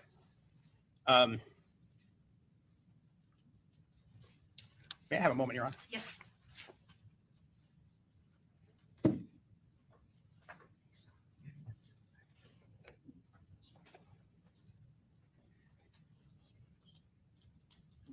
Nothing else, Your Honor. Okay. Cross. Yes, Your Honor. Mr. Murphy, I'm going to ask you about Davian Murphy first, okay? Yes, ma'am. Okay. And I know that Ms. Toomey, she asked you about Davian Murphy's father, David Murphy, and you said that you had known that he was diagnosed with schizophrenia and he had been in and out of mental hospitals. Is that correct? Yes. And you had testified that you were sometimes concerned when Davian would be with his father and go into certain apartments. Is that correct? I mean, his living environment. Where he was living. But you said that even though you had concerns, you were not able to give the defense attorney or this jury one incident that you had recalled that had happened when Davian was with his father. Is that correct? Not that I recall. I'm not saying incidents never happened, but not that I can recall that. Not that you could recall. She was just asking you if you had ever been concerned, and you said that in general you did have some concerns, correct? It just was the housing. I was always raised in a home, and Davion mother raised him in a home. And I'm going to ask you that next. Davion's mother, Serena, she was a wonderful mother. Isn't that correct? Yes. And she is the parent that had primary custody of him when he was living with her. Is that Yes, also yes. correct, sir? And when you said that Davion was with your parents, his grandparents, your mother and your father, that was a wonderful home, wasn't it, sir? Yes. And I think that you described in your deposition, although it may not have been the best environment, it absolutely was a great home to be raised in. Is that true, sir? My father's in the military. Yes. You said that he was in the military, always hardworking, and had a very structured environment for his kids and his grandkids. Isn't that true, sir? Yes. And you described your experience growing up, and Davion and your nephew, Rashad, when they were in that home, that they also had a loving, supportive home with their grandparents. Isn't that true, sir? Yes. And even though it may not have been the best environment and surrounding area, they could not have asked for a better upbringing. Is that true, sir? I mean, yeah, I mean, they could have, but it was a struggle. I mean, we wasn't rich, but I understand that, sir, but I think what you described is when you're talking about the way that they were raised and loved and supported yes. by your parents. Isn't that true? Yes, yes.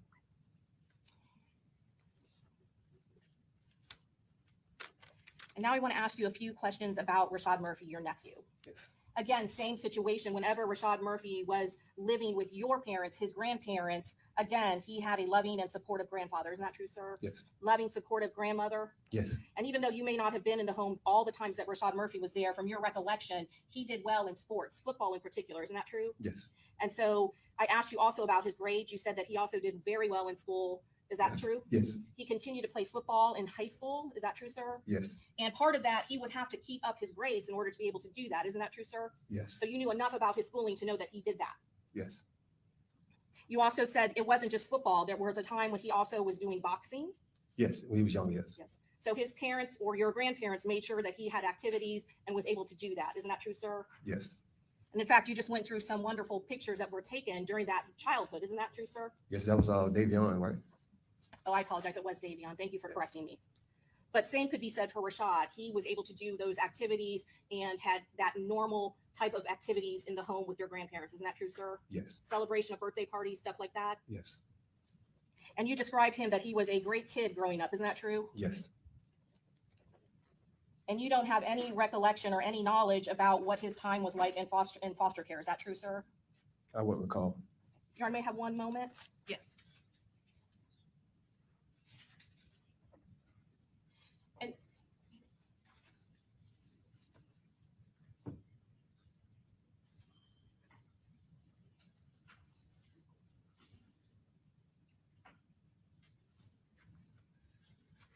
And sir, when asked specifically about any sort of abuse to Rashad by his father, you said that there was no abuse as far as you knew. Is that correct? Not that I recall. And it sounds like from what you've testified with regards to Rashad and both Davion Murphy, that with regards to your family, your parents, your mother, your dad, their grandparents, and all of your other family, that you were a very close-knit family. Is that correct? Yes, yes. And when needed, they would step in and assist with the raising of all their grandchildren if that was needed. Isn't that true, sir? Yes. And you have described when you're talking about Davion Murphy's mother that she was a great parent and was there for Davion. Is that true, sir? Yes. I have nothing further, Your Honor. Okay, redirect Ms. Jenny.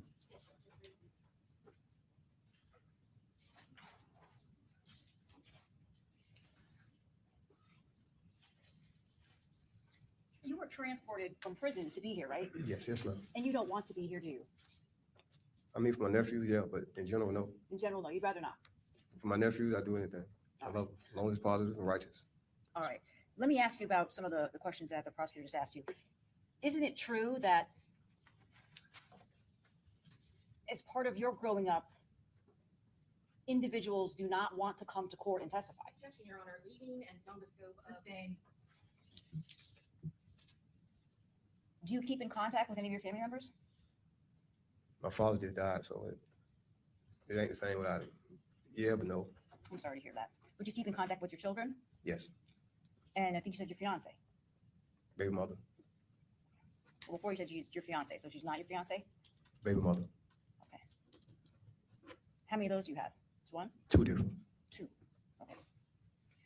Would you agree with me that there is fear of retaliation for testifying? I'm going to sustain the objection. Has anyone told you not to testify here today? No. You sure? Okay, listen, he said no. I didn't hear the last. You said no? No, Yeah, ma'am. he said no. That's all I have. Okay, and you redirect Mr. Hernandez. Thank you, Your Honor. Mr. Murphy, there was a time, obviously, that your mother passed, correct? Yes, Rashad's grandmother. yes, Would you agree that the family started falling apart pretty much after that? yes, You have a nephew named Gerard Adams, correct? yes, And he passed, correct? yes. Did that also have a very negative influence on your family? Big one. And he is your nephew, or was your nephew? Nephew, he's like a son. He's my nephew. Now, again, you,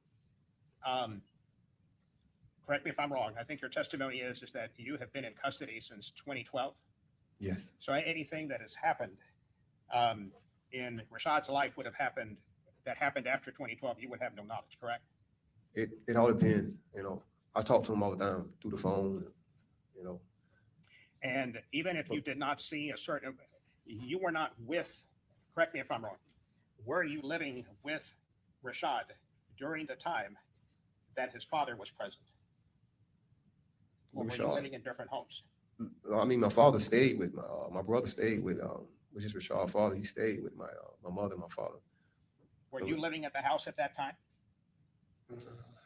In kind of in and off. Okay, thank you. Okay, very good. And, all right, I'm gonna have you all step in real quickly. We need to get another witness on the stand.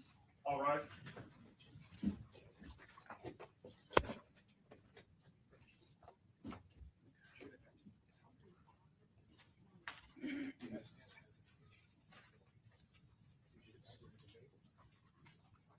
Okay, so they letting the jury out so they can get him out. Okay, very good. I thank you. So Mr. Murphy can be taken out. We have another inmate, correct? Yes, sir. Okay. Another inmate. Witnesses What? stepped out. Oh, if y'all don't stop this trial, this is a part of death. Are they talking about another inmate about to walk in here?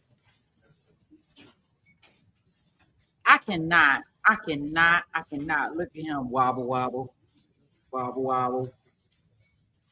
Oh my God, this the march of the inmates, the battle of the inmates today, baby. Shit, oh God, I am not mature enough for this. The battle of the inmates. Okay, Does this he next not witness want to be does not wish found? to have their identity disclosed.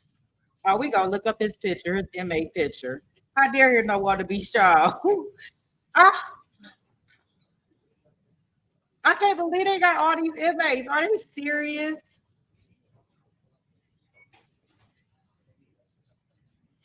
If your last name Murphy, you gotta lead the chat. We can't take this. These Murphy people, they something else, boy. Everybody in jail. They should have just visited the jail and just took everybody interview from the jail. Instead of having them all come in court, I mean, from the girlfriend to the uncle to the daddy to everybody in jail. I don't even know who we got coming up next, but in jail. And this is the best they could do. I'm telling you, they couldn't get nobody.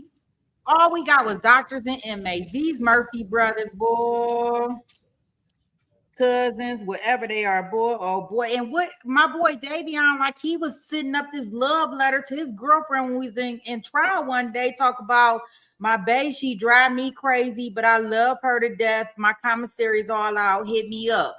Remember, he's the one that was sitting up these where is she at? I need her to come testify. She might be out. Yeah, the girlfriend, Rashad's girlfriend, the one with the dreads, his girlfriend in jail, she testified earlier. They just doing too much. Like I've never seen anything. Oh my goodness. I would have had to just take my L with the doctor. I don't think I could have had these other people come testifying on my behalf coming in all this orange. I mean, granted, she was in gray, but she couldn't even come in. They couldn't even get her over here. She had to get on the phone. I mean, I don't know how they can testify to anything when they are bad examples. They are bad people. Like they are doing bad things. Oh my goodness. Like they can't even testify. You know, Chance and Sean, they had people that came up and said, I love them. If they get life in prison, I am going to be willing to stay in communication with them. We will be great. Davion and Rashad don't even have nobody they can talk to because all of them in jail. Make that make sense. The baby mama, she got 4 kids. She in jail. He in jail. Who got the damn kids?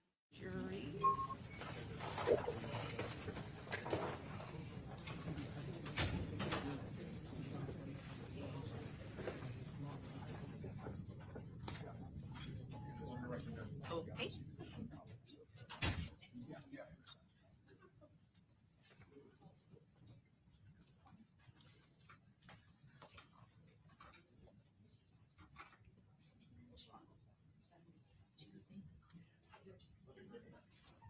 All right.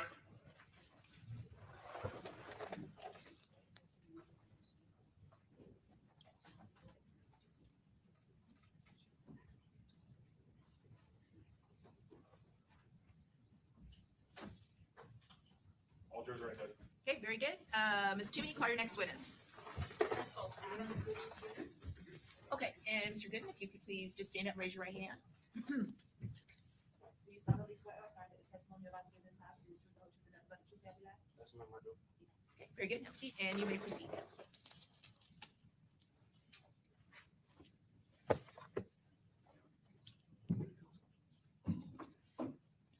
Good afternoon.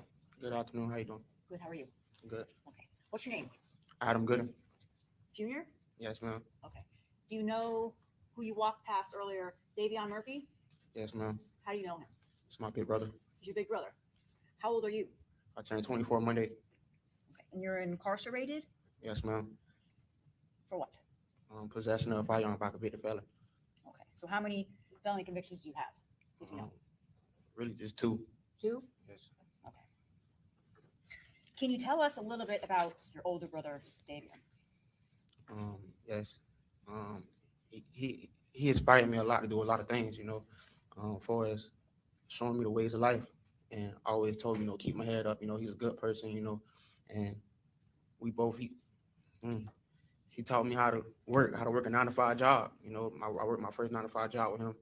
You know, we fed the homeless, took care of my mom. She had open heart surgery and stuff like that.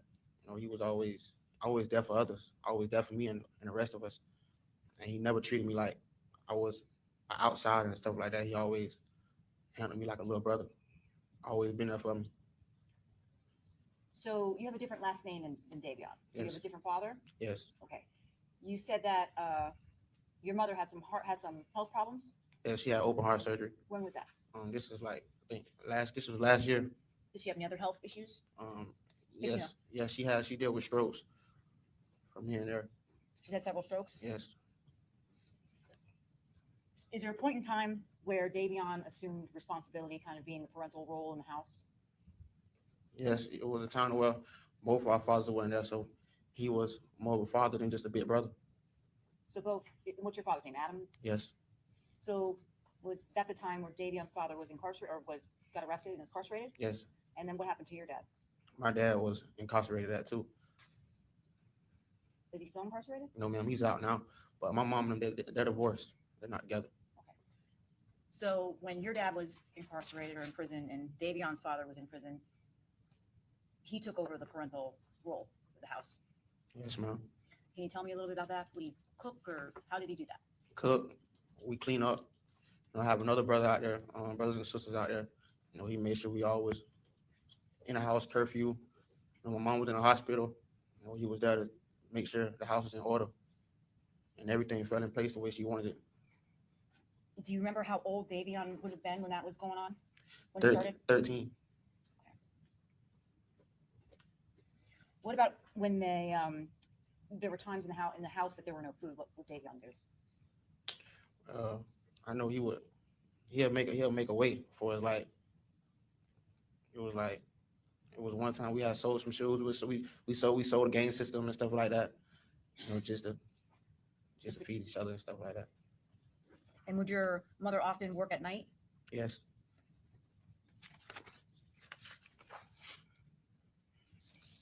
What about the stability of where you guys were living? Did you move often, or were you stable, or what? Always moving. Why is that? I really never wonder why. I really never, understood why. Did you ever, and you still don't understand why? You know, Did your mother eventually marry someone else? yes, I have a stepfather. What's his name? Jawan. Did you get along with him? Yes, Is there a point in time where you and Davion did not get along with him? it was a point of time. Yes, ma'am. And what was the issue? Why'd you guys fight? It was basically just, not accepting having other men in the house, besides our father or my big brother. And was there a So man? it was hard dealing with having another male figure in the house. So it would have been Davion's father, your father, and then new stepfather. Yes. Did you see a lot of violence in Jacksonville when you were living there? I have, Can you tell us a little bit about that? basically, Overruled, go ahead. I'll give you a little bit of latitude. at the Reigns and Lee game, my cousin was shot, in front of me. And it starting to get over it, but it still hurt a little bit thinking about it. Lost a lot of friends, lost a lot of family. Grandma passed away. My mom almost passed away in front of me.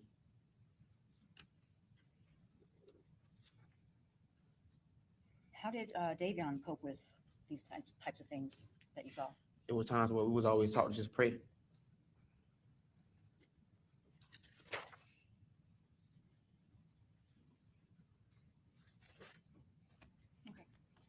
Thank you, sir. I wish you well. Okay, Cross? Just briefly, Your Honor.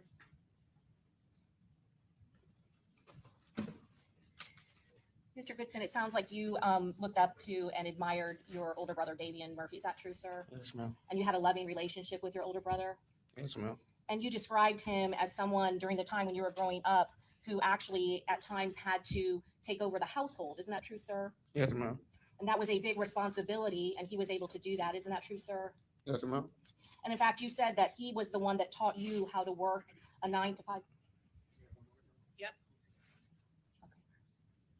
Your Honor, do you have some tissues or something? I think that he is do. getting a little emotional. Sure. Oh, it's over here. There you go.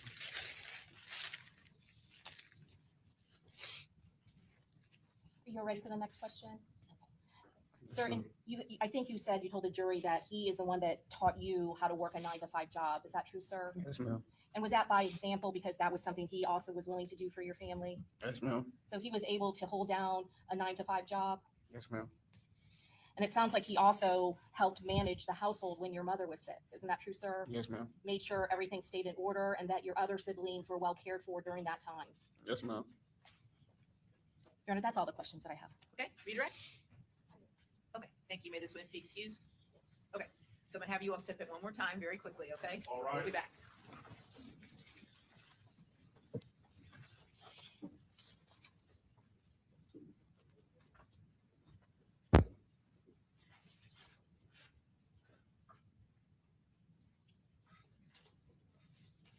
Very good, thank you. The witness can be removed from courtroom. Okay, so Ms. Toomey, is that it for you? Was that your last witness? Judge, I was going to call one witness to these screenshots, but apparently the state has an objection to them, so if I could. Okay, These were screenshots that were sent to my mitigation specialist from whom? from my client. Your client's mother? Yes. Okay, Screenshots are from my client's mother to my mitigation specialist regarding not coming to this trial. The state has a copy. Have you posted? Sure. So state what your position on this. Judge, we are objecting. I read the content of the screenshot, which I guess was sent to their investigator showing how she does not want to appear and how she's fearful. Judge, I don't believe that that is appropriate mitigation evidence. It is not testimony regarding the defendant's background or history. I think it's highly inflammatory and prejudicial and has no relevance to mitigation. Okay, so I think it is relevant to his background and his character. I mean, his mother is indicating that she loves her son, but wasn't willing to come here because she's afraid. She's fearful for his retaliation. That's part of my client's background and his disgusting background. challenge. There are numerous witnesses that had the same concern, and we have been shielding their faces from the camera, Right. and she's not subject to cross-examination. Okay, so based upon I've reviewed this, and I'm gonna at this point sustain the state's objection.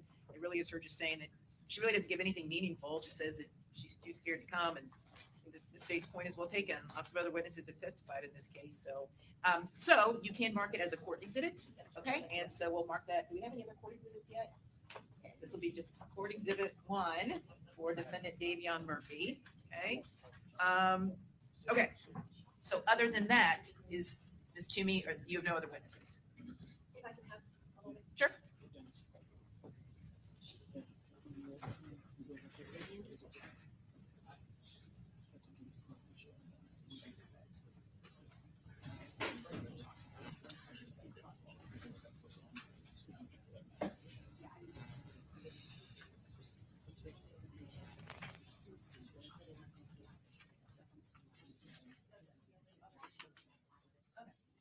Okay, so Mr. Davion Murphy, as your counsel is ready to rest your case, this is the part of the penalty phase where you have to make the decision whether or not you wish to testify or remain silent. So as our previous discussion during guilt phase, do you understand that you and only you can make this decision? Do you understand that? And you understand that no one, including your attorneys, can pressure you or threaten you or coerce you in any way in order to get you to either testify or to remain silent. Do you understand that? All right, and have you made a decision? Do you wish to testify or do you wish to remain silent? Yeah, of course, sure. Yep. And while they're talking, where are we on the other 2 Rashad Murphy witnesses that are going to be appearing via Zoom? Should I think we're fine? Yes, sir. If we spoke again, I'm going to speak to both of them. It's my understanding. I know one was requested for both defendants, Rashad Murphy and Davion Murphy, and I would just ask counsel to confirm it will only be for Rashad Murphy after those conversations. Okay.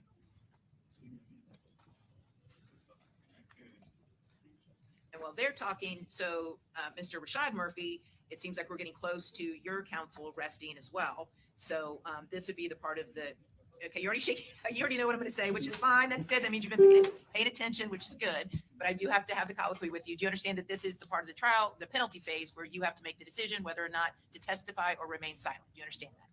And do you understand that this decision is solely yours? No one, including your attorneys, can in any way pressure you, threaten you, or coerce you in any way in order to get you to either testify or remain silent. Do you understand that? Yes, ma'am. And what is your decision? Do you wish to? I wish to remain silent. You wish to remain silent. Okay. And has anyone pressured you or threatened you in any way in order to get you to make that decision? No, ma'am. And has anyone made you any assurances regarding what the outcome of these proceedings will be?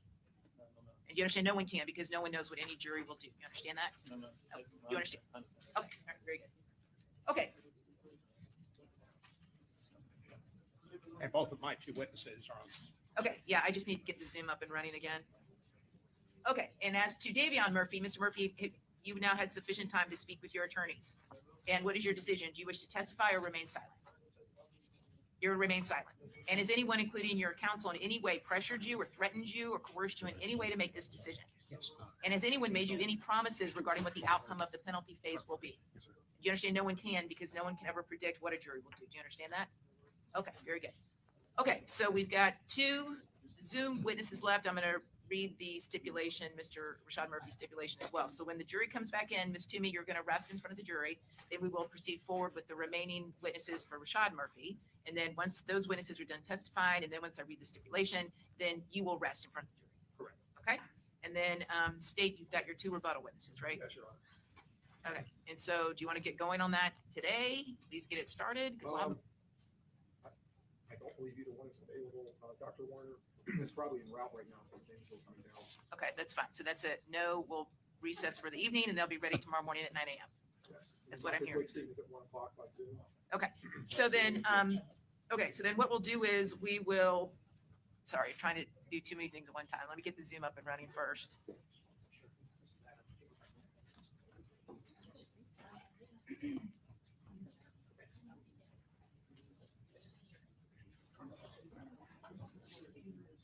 Oh, okay. And the court reporter's computers, everything's, we're trying just to get it done for today. Case hold. Okay, you ready to go? Okay, excellent. Okay, I think we're ready. So let's bring in our jury.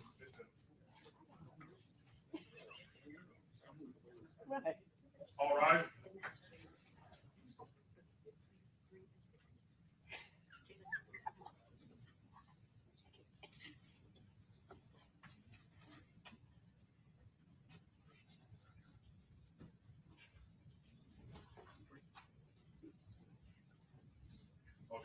Okay, very good. Everyone have a seat. Welcome back in. And Ms. Toomey, on behalf of Davion Murphy, do you have an announcement at this time? Okay, very good. And Mr. Hernandez, as to Rashad Murphy, who's your next witness? Hazel Dickinson. Okay.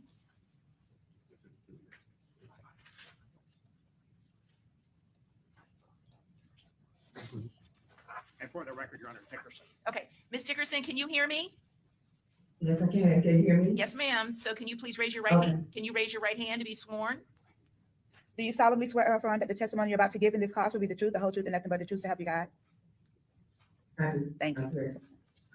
Okay, you may proceed, Mr. Hernandez. Thank you, Your Honor. Ma'am, could you again state your name for the record? Hazel Dickerson. And do you know the defendant, Rashad Murphy? Yes, I do. How do you know him? What is your relationship to him? He's my birth nephew. My maternal nephew, but I also adopted him. Okay. So have you known Rashad pretty much his entire life? Yes, I did. And can you describe, if we could talk first about the family, his parents, what do you know about his father?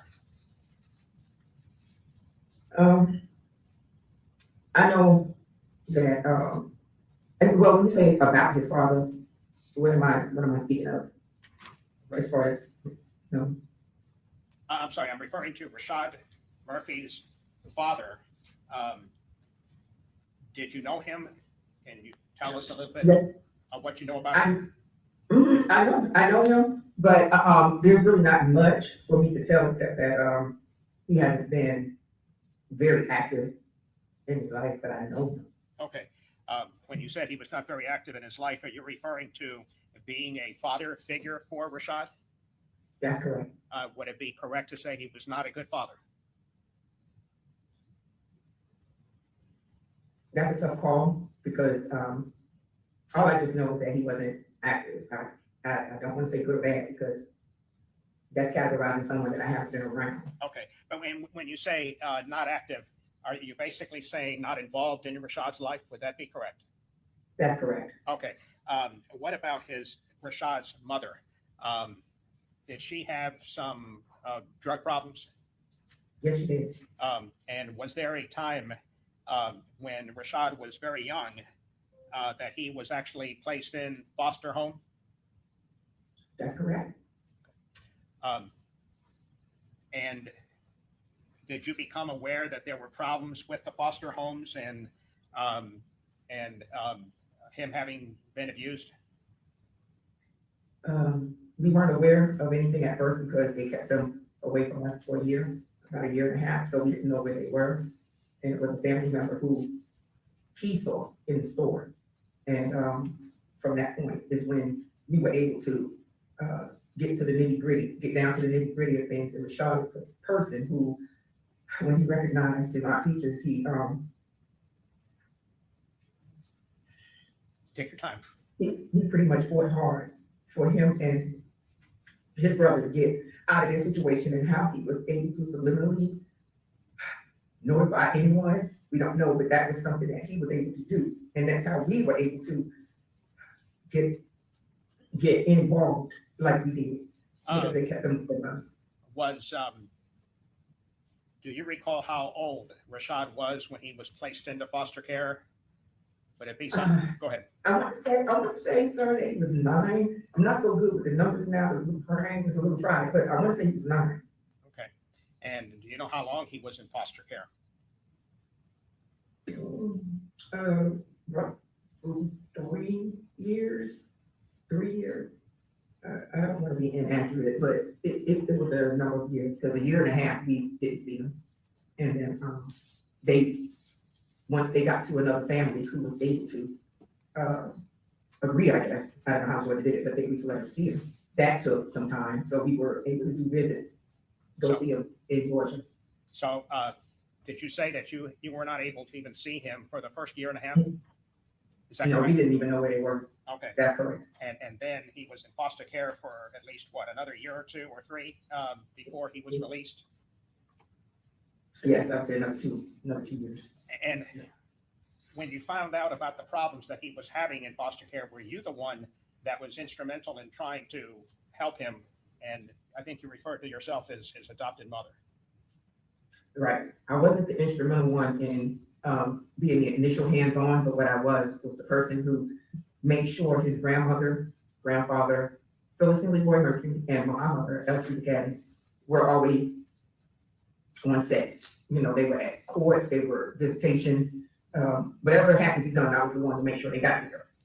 Now, do you, after you were able to have contact with him and after the first year and a half, did you become aware of some activities that Rashad was involved in, sports, boxing, things of that nature? Yes. What do you know about Yes. that? He was involved with boxing. He actually, and you all could look that up, he was the foster mom that he ended up with, Miss Dallas. He did boxing matches, and he was the champion for his age group. That's why I think the age 9 or 10 sticks out, because he was very young, but he was good. And he made it. He made it. He was the champion for that state in his age group, whatever she had in him. Now, can you describe the environment, the neighborhoods that he grew up in? Were they communities that had a lot of violence? I would say so. Have you had the opportunity to observe Rashad as a father? Yes. What kind of father have you observed him to be? He's an excellent dad. He's overprotective, I know that, of his kids, based on what he's been through. Very overprotective. He, as far as the boys, he loved having in sports. The girls, of course, he doped with them, you know. Daddy's girls is what he has. And he's the one. He's one that loved to cook for him and do all that stuff. He's that guy. Did you also observe him as a brother, as someone, how he dealt with his siblings? Please, yes, is that, you're not in your head, but for the record, you need to answer. No, I was gonna answer, it's just Okay. that, Okay. I get choked up a little bit, so I apologize. But, with his siblings, definitely, they came first after those kids, or maybe alongside his kids, and, when their mom passed, he actually refused to be ignored as far as wanting the opportunity to have custody of his sister and brother, the young ones. So you observed him not only being a good father, but also trying to become a father figure to his younger brother and sister. That's correct. What have you observed of Rashad and his faith in Jesus? Rashad was raised as Sabbathist, and he could flip that Bible. He's very good at that. And he went to Seventh-day Adventist school, elementary school, because my mother taught there well, she was a teacher's aide there for several years, over 20 years. So Christian education and being part of the church was something that my mother, who was Elfrida Gaddis, once he came on our side in Florida, she definitely kept him in church. What do you know? Do you know the Murphys? Yes. Okay. Who are they and what did they have to do in Rashad's life? The Murphys are actually excellent. Leroy and Phyllis Murphy, they were also strong in faith, in their religion. Leroy was a disciplinarian. And Phyllis, of course, she was the dope grandma. And everybody always flocked over to their house. Everyone was welcome, no one was a stranger. So they were great, great grandparents. These are the grandparents of Mr. Rashad Murphy. That's correct. Okay. Now, when his grandmother died, did you notice any impact on Rashad Murphy? Are you speaking on Phyllis? Because one of his grandmothers he didn't know. which was Well, no, my, obviously, my mother, and my mother, yeah. the grandmother and grandfather that he had contact with, and when they passed. Okay. Please, go ahead. I Okay. didn't mean to interrupt. I'm sorry, I do apologize, No, but, no, my fault. did I see any change? Rashad has always, been a quiet type individual, very quiet. So he would keep things to himself, keep himself, you'd have to try to figure out what he was thinking. Oh, I think that's just that part of him, that's that strong part of him. So to say that if I saw any changes in him, I couldn't say. I just know that he coddled his kids more because they didn't have their matriarch around. He coddled the cousins, everybody, he just kept close to them. So I would say, wait, yes, that's a form of showing that he was affected by not wanting to do losing or making sure he was around where he had to be for as long as he could be around. Would it be accurate to say that Rashad, as a child, a small child, witnessed domestic violence? Yes. And Yes. I'm referring to his mother and his father. Yes, his mother, his father, his mother, and her husband at the time. And probably his mother and, other people that may have been in her life due to her lifestyle. And I may have asked you already, I'm not trying to be repetitive, but did his mother have drug problems? Yes. Okay. And was that a primary reason or one of the reasons why Rashad was placed in a foster home?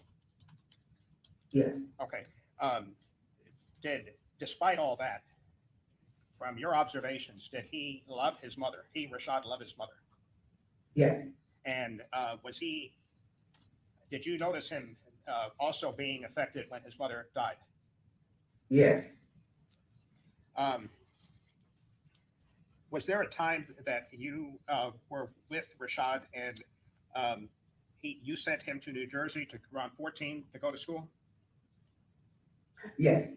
Tell me about Myself that. and mother. What was the He reason sent for that? him because so he could become engaged in sports. My sister had a lot of connections up there in football because that was his love actually. And my sister has access to, quite a few resources in schools up there.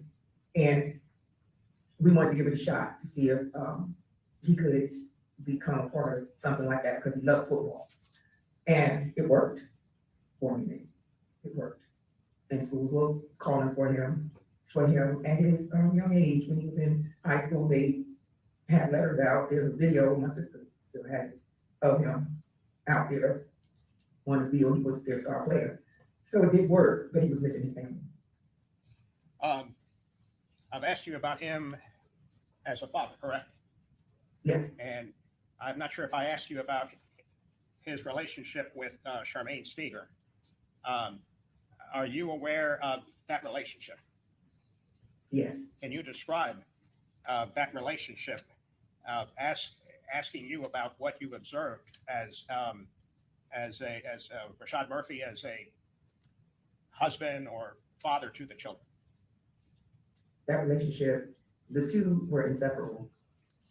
And she was actually one of the main reasons why he wanted to even come back. Because that was that come back from New Jersey? From New Jersey. Okay. He was missing his family and her. That young puppy love, he had that. They had that. So that's how long they've been together.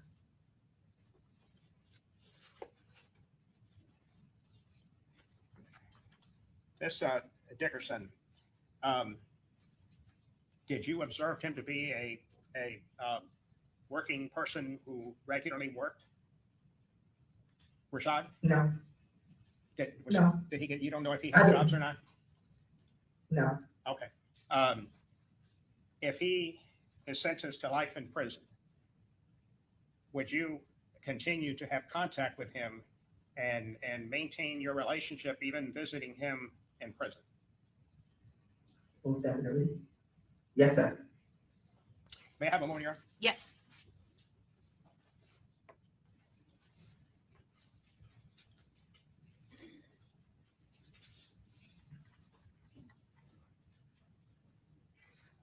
One final question, ma'am.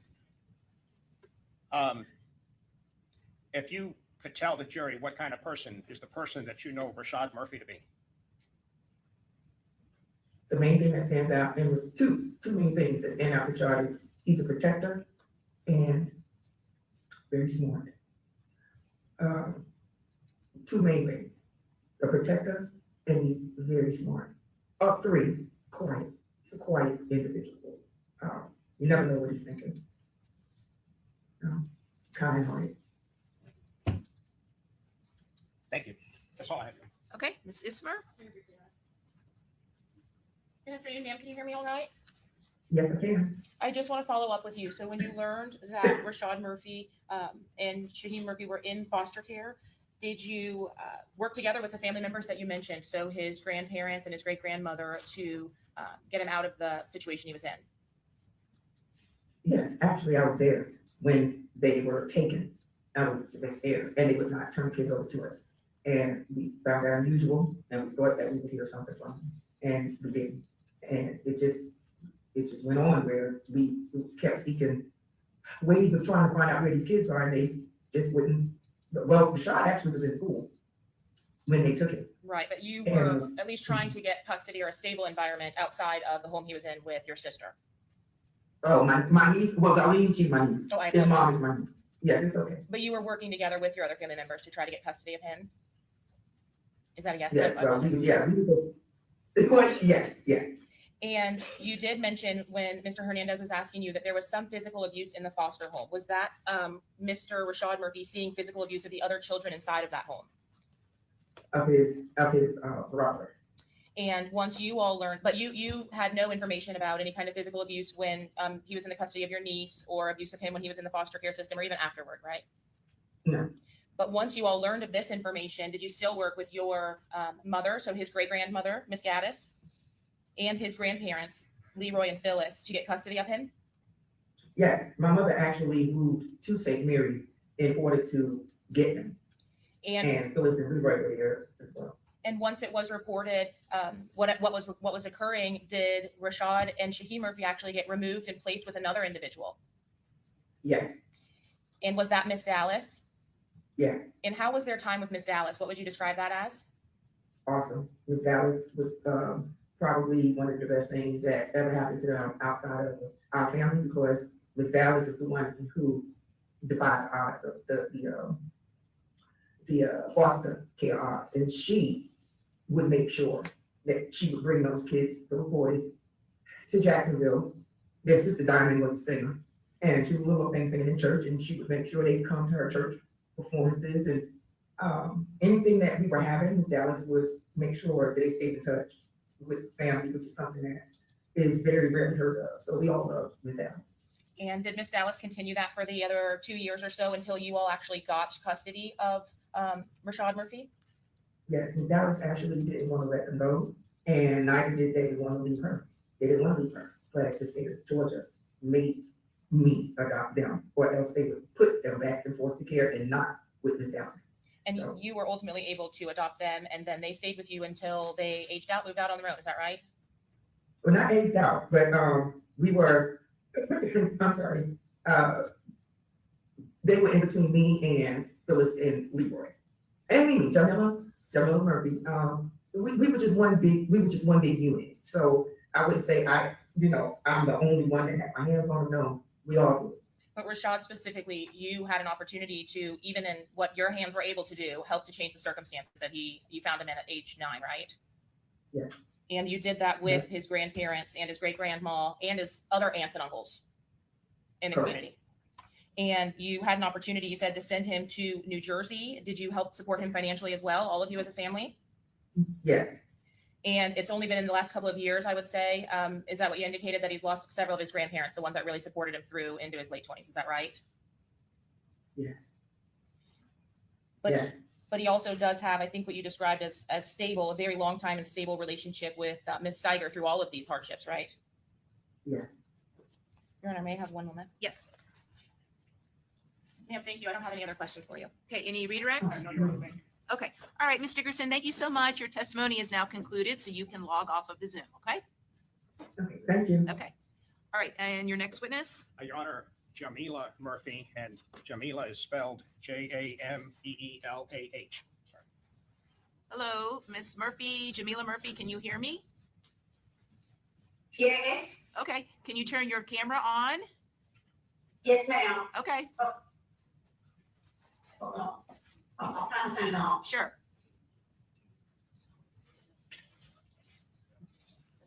Hold on. Okay, is it on? We have a picture of you, but Okay. not, oh, there we go. Okay. Yes. All right, Miss Murphy, please raise your right hand. Do you solemnly swear or affirm that the testimony you're about to give in this class will be the truth, the whole truth, and nothing but the truth, so help you God? Thank you. Yes. Okay. You can put your hand down and you may proceed, Mr. Hernandez. Yes.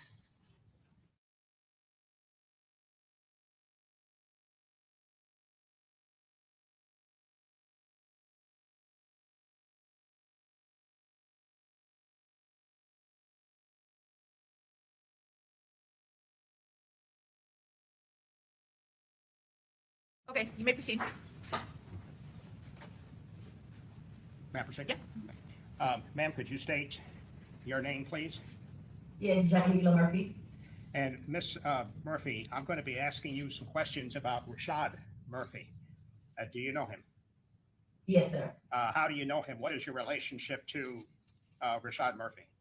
That's my nephew, my oldest brother's child. Okay.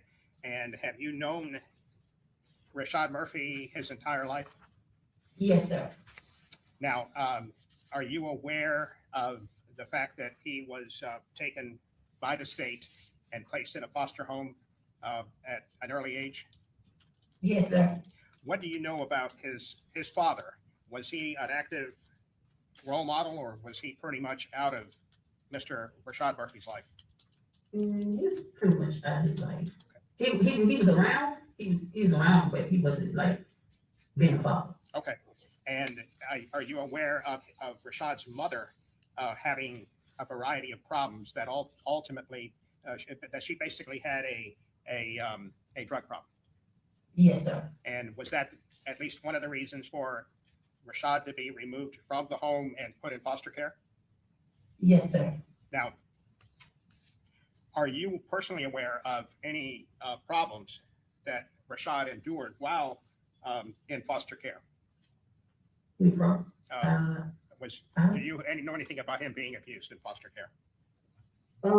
probably maybe with his first foster parents, he was with, but his last foster parents took good care of him. Okay. Miss Alice, But she then- took good care. I'm sorry, I didn't mean to interrupt you. You made some reference to abuse in the first placement of the foster care? Yeah, I think, I'm not sure. Now, despite the problems that Rashad's mother had, would it be accurate to say that Rashad loved his mother very much? Oh, yes, he loved his mother. And do you recall what his reaction was or his grief when his mother died? He took it pretty hard. He had grief. Yeah, he took it pretty hard. Now, can you describe the neighborhood that Rashad was raised in? Was it a crime area, drugs or violence or anything of that nature? Do you know? Yeah. Yeah. Okay. It wasn't bad. I'm sorry?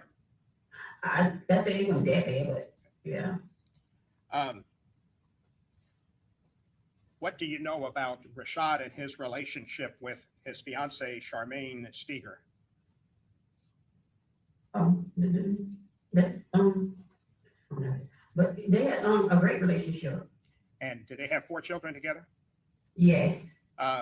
Did you observe Rashad as a father and as a male role model for them, as well as his relationship? Was it a positive relationship with his fiancee? Yes, sir, it was. He was great. He was a great father. Okay, and can you give me examples of why you believe he was a great father? Did you see him participate in activities with them? Did he care for them? Things of that nature. Yes, I seen him. He was make sure he clothed them and make sure his children was in activities. Go ahead. I'm sorry. Yeah, he was definitely making sure they was in, in school activities, going to the school and stuff like that, and He's been there for his kids.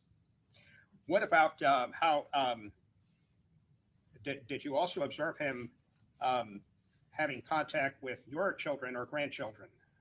How did he? Yes. And tell the jury what you observed as him as a relative, as a person. He's a loving big cousin, and he was a protector. You know, he's the first cousin, so he made sure all his cousins was good, and they looked up to him. What about? Sorry, go ahead. You go ahead. Okay. What about how he? What relationship? How he related to his own siblings, his brother and sister?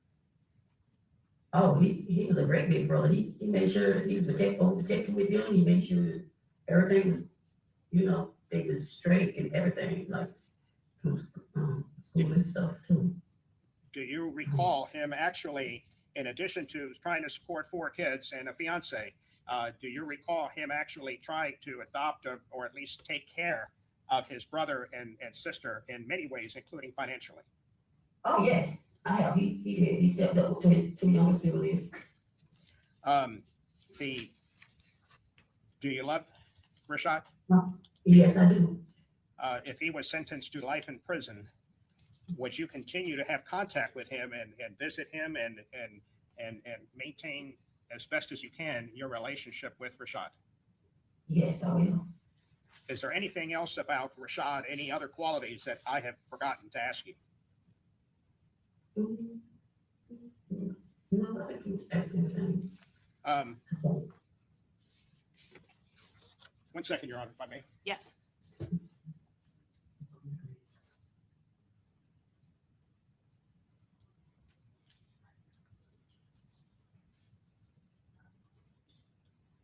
Ooh, I hate being nervous.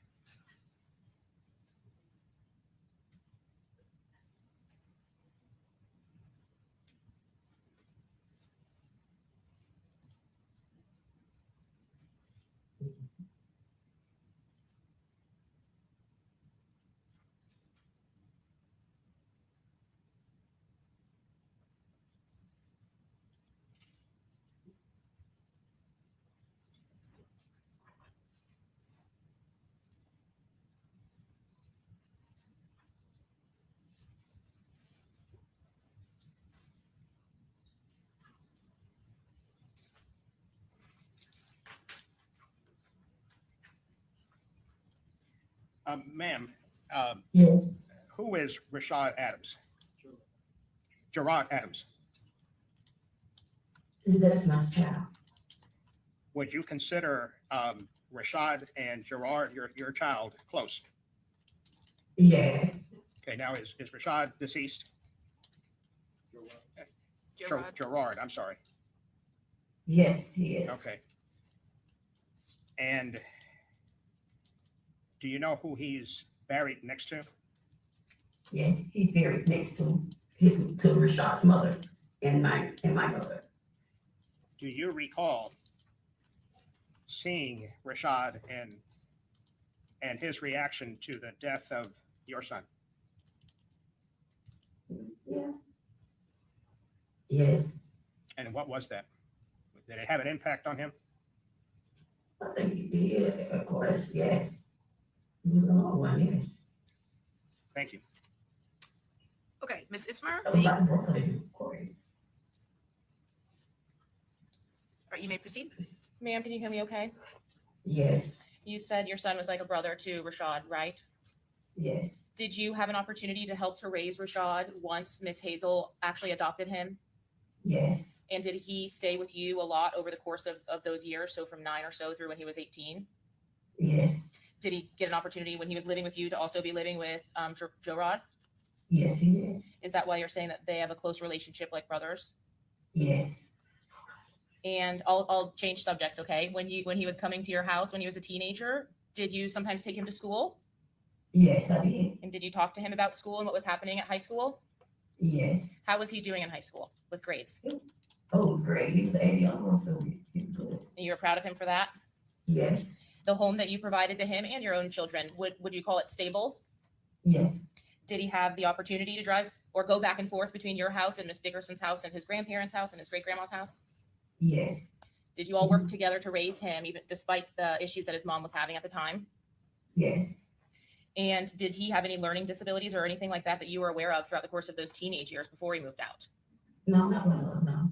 Did you all, once he moved out, was that to be living with Miss Steiger? Yes. And did you all remain supportive of him and his family as that family grew? Yeah.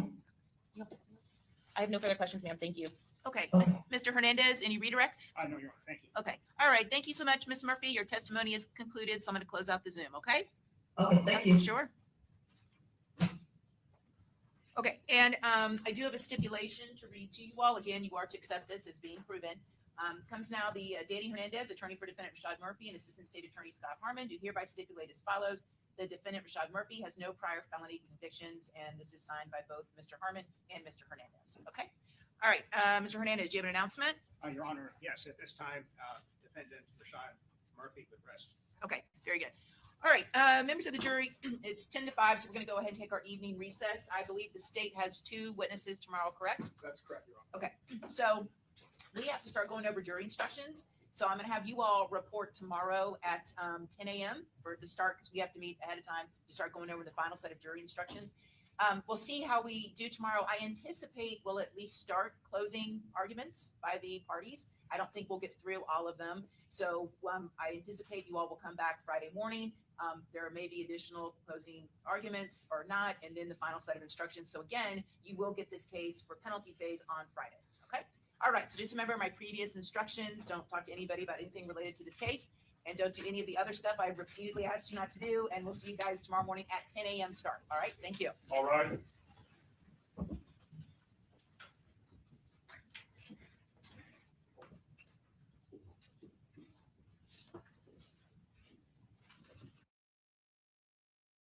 Okay, so that takes care of that. We got 2 down, y'all, for the day. Got 1 to go. We'll see what we can all get through in regards to the Josie. I have to put that on super duper speed. I know the doctor is on the stand first, so whatever that means.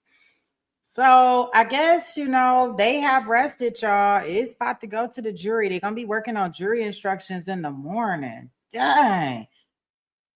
I mean, I guess at least they had, about 5 weeks in order for their life to be determined versus to them deciding in 3 hours, a moment, a minute that they was going to take somebody else's life and they were reckless with everybody else's.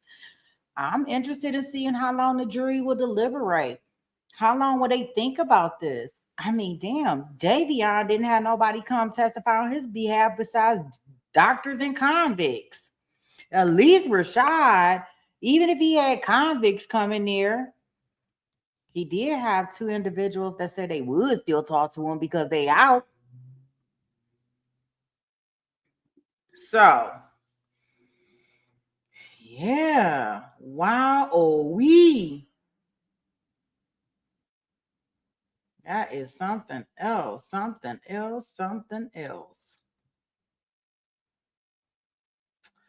I do have our room set up. It's so funny because guess what? I got it scheduled. No, I had it scheduled at 4:30.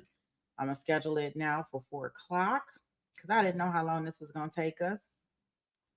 Since now we know, we'll get over there and see what Josie got to offer. I got some questions for y'all in regards to that Josie trial. I tried to clip up some videos yesterday, but it wouldn't allow me to clip it, so I didn't clip it. I didn't post it, but I want to ask y'all about it when we get over there into that room. I won't confuse the 2. So for those that, because her case should be going to a jury soon also. Claire said she think the jury gonna be out for a while. Okay, SD sent us a wild verdict. Let me pull it up. See if I can get it. And that way I can share it to y'all.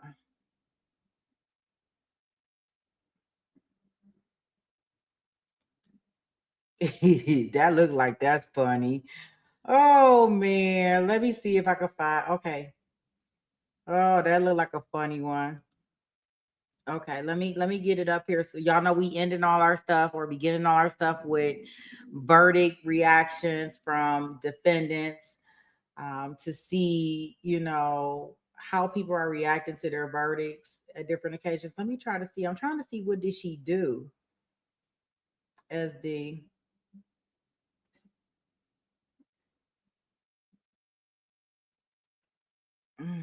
Or her name. I don't see it in her comments section.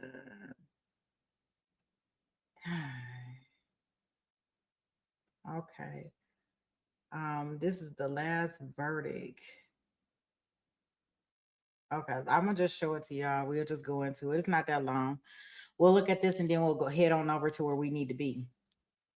Okay. We'll start our Josie. It looked like it's gonna be funny. I'm about to get it on up here for us.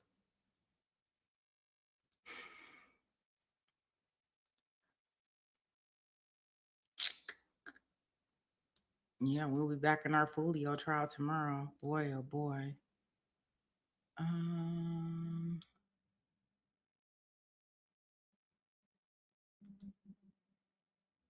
man, they're gonna make me do it like this. Wait a minute.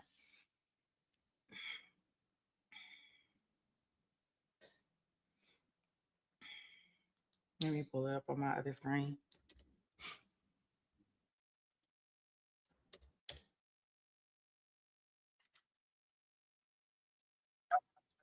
Wait a minute. Let me show this to y'all.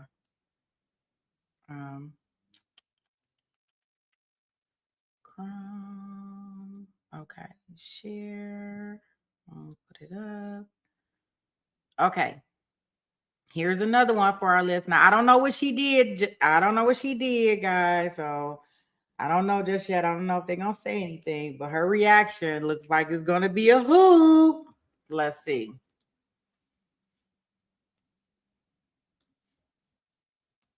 You are hereby sentenced to 150 years in state prison. Y'all playing. I ain't gonna live that long. Joke's on you. This court sentences you to 999 years in state prison without the possibility of parole.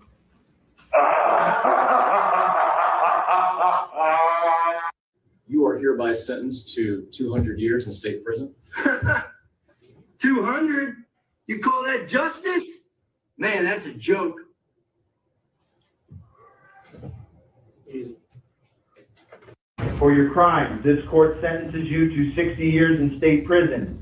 You will spend the remainder They're still whispering right here! in custody under maximum security supervision. You don't hear them? They're laughing at you, not me.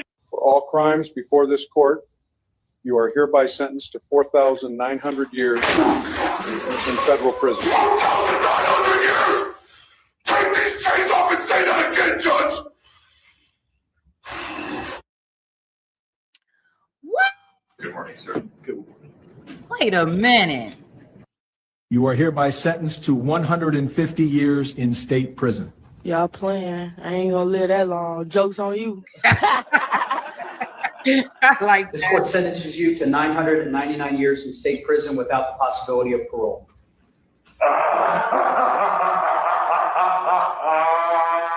You are hereby sentenced to 200 years in state prison. 200? You call that justice? Man, that's a joke. Easy. For your crimes, this court sentences you to 60 years in state prison. You will spend the remainder They're still whispering right here! in custody under maximum security supervision. You don't hear them? They're laughing at you, not me. For all crimes before this court, you are hereby sentenced to 4,900 years. Oh, wait a minute. So this one right here, he look like Bane off a Batman movie or something. What is all of this about? And where is he at? I need to know. 4,900 years? What is that? Oh, even waste their time, even waste their breath saying that out their mouth. What the fuck? Oh gosh. Shout out to SD. In federal prison. 4,900 years! Take these chains off and say that again, Judge! He said, take these chains off and say that again, Judge. Oh, I'm dead. Oh my goodness. Did y'all hear what he said? He said, take these chains off and say that shit again, Judge. He gonna fucking judge. Oh my gosh. He said, take these chains off and say that again, Judge. Whoa. You are hereby sentenced to 150 years in state prison. Y'all playing. I ain't gonna live that long. Joke's on you. This court sentences you to 999 years in state prison without the possibility of parole.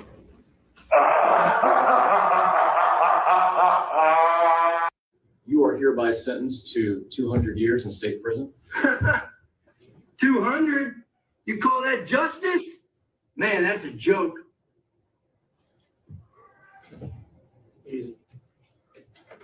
For your crimes, this court sentences you to 60 years in state prison.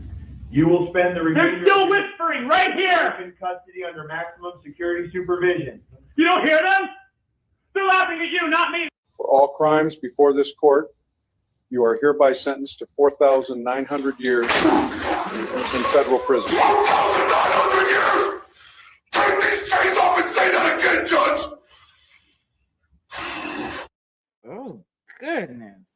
One involved in this process. You are hereby sentenced to Okay. All right, guys. Yes, keep sending those to me and our Discord. We are doing our funny verdicts and sentences reaction. Any of them that you have, lost some time for us as we wind down our days. As I stated, we are about to go over here and we are about to listen to some of this testimony that we have to get to because Lord knows we got to see what's going on with her today. With old Josie. The only part that I don't like about today's thing with Josie is that they actually they bringing back a doctor to put on the stand first from everything that I've seen. So we're going to try to get past this doctor that don't mean about nothing to me about nothing. We're going to try to get past this doctor and get into her testimony because she still has some direct. And then I know they have redirect, but the part about all of this is that I don't know if they even finished up her testimony today. I mean, like, she probably gonna be on the stand forever.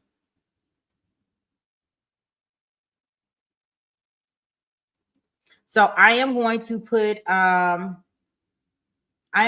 the link in the chat for the actual, well, no, that's the wrong link. Sorry, y'all. I'm about to put the wrong link in the chat. Let me put the link in the chat just in case some of you get lost on the way. Hopefully not. When I end this stream, it should drop us right on off where we're at. Just remember to hit that like button when you enter in or hit the like button before you leave. Either way, I need y'all to hit it. Hit it coming in, hit it going out, hit it however you need to hit it. Just hit that thing. And just remember, this is how we do it. This is how we do it. We stay in courtrooms all damn day because this is how we do it. Sha-la-la-la-la-lo. I know. I don't know the words, so don't tell Jason that I was trying to sing it because he's going to say, you know, Sweet Pea don't know none of the words. All I know is this is how we do it. It's Friday night and I feel all right. The party's, I don't know. I guess on the west side. I think it's the west side. But I don't know. I'll be making up lyrics. All right, y'all. I'll see y'all over there in Josie room. Peace.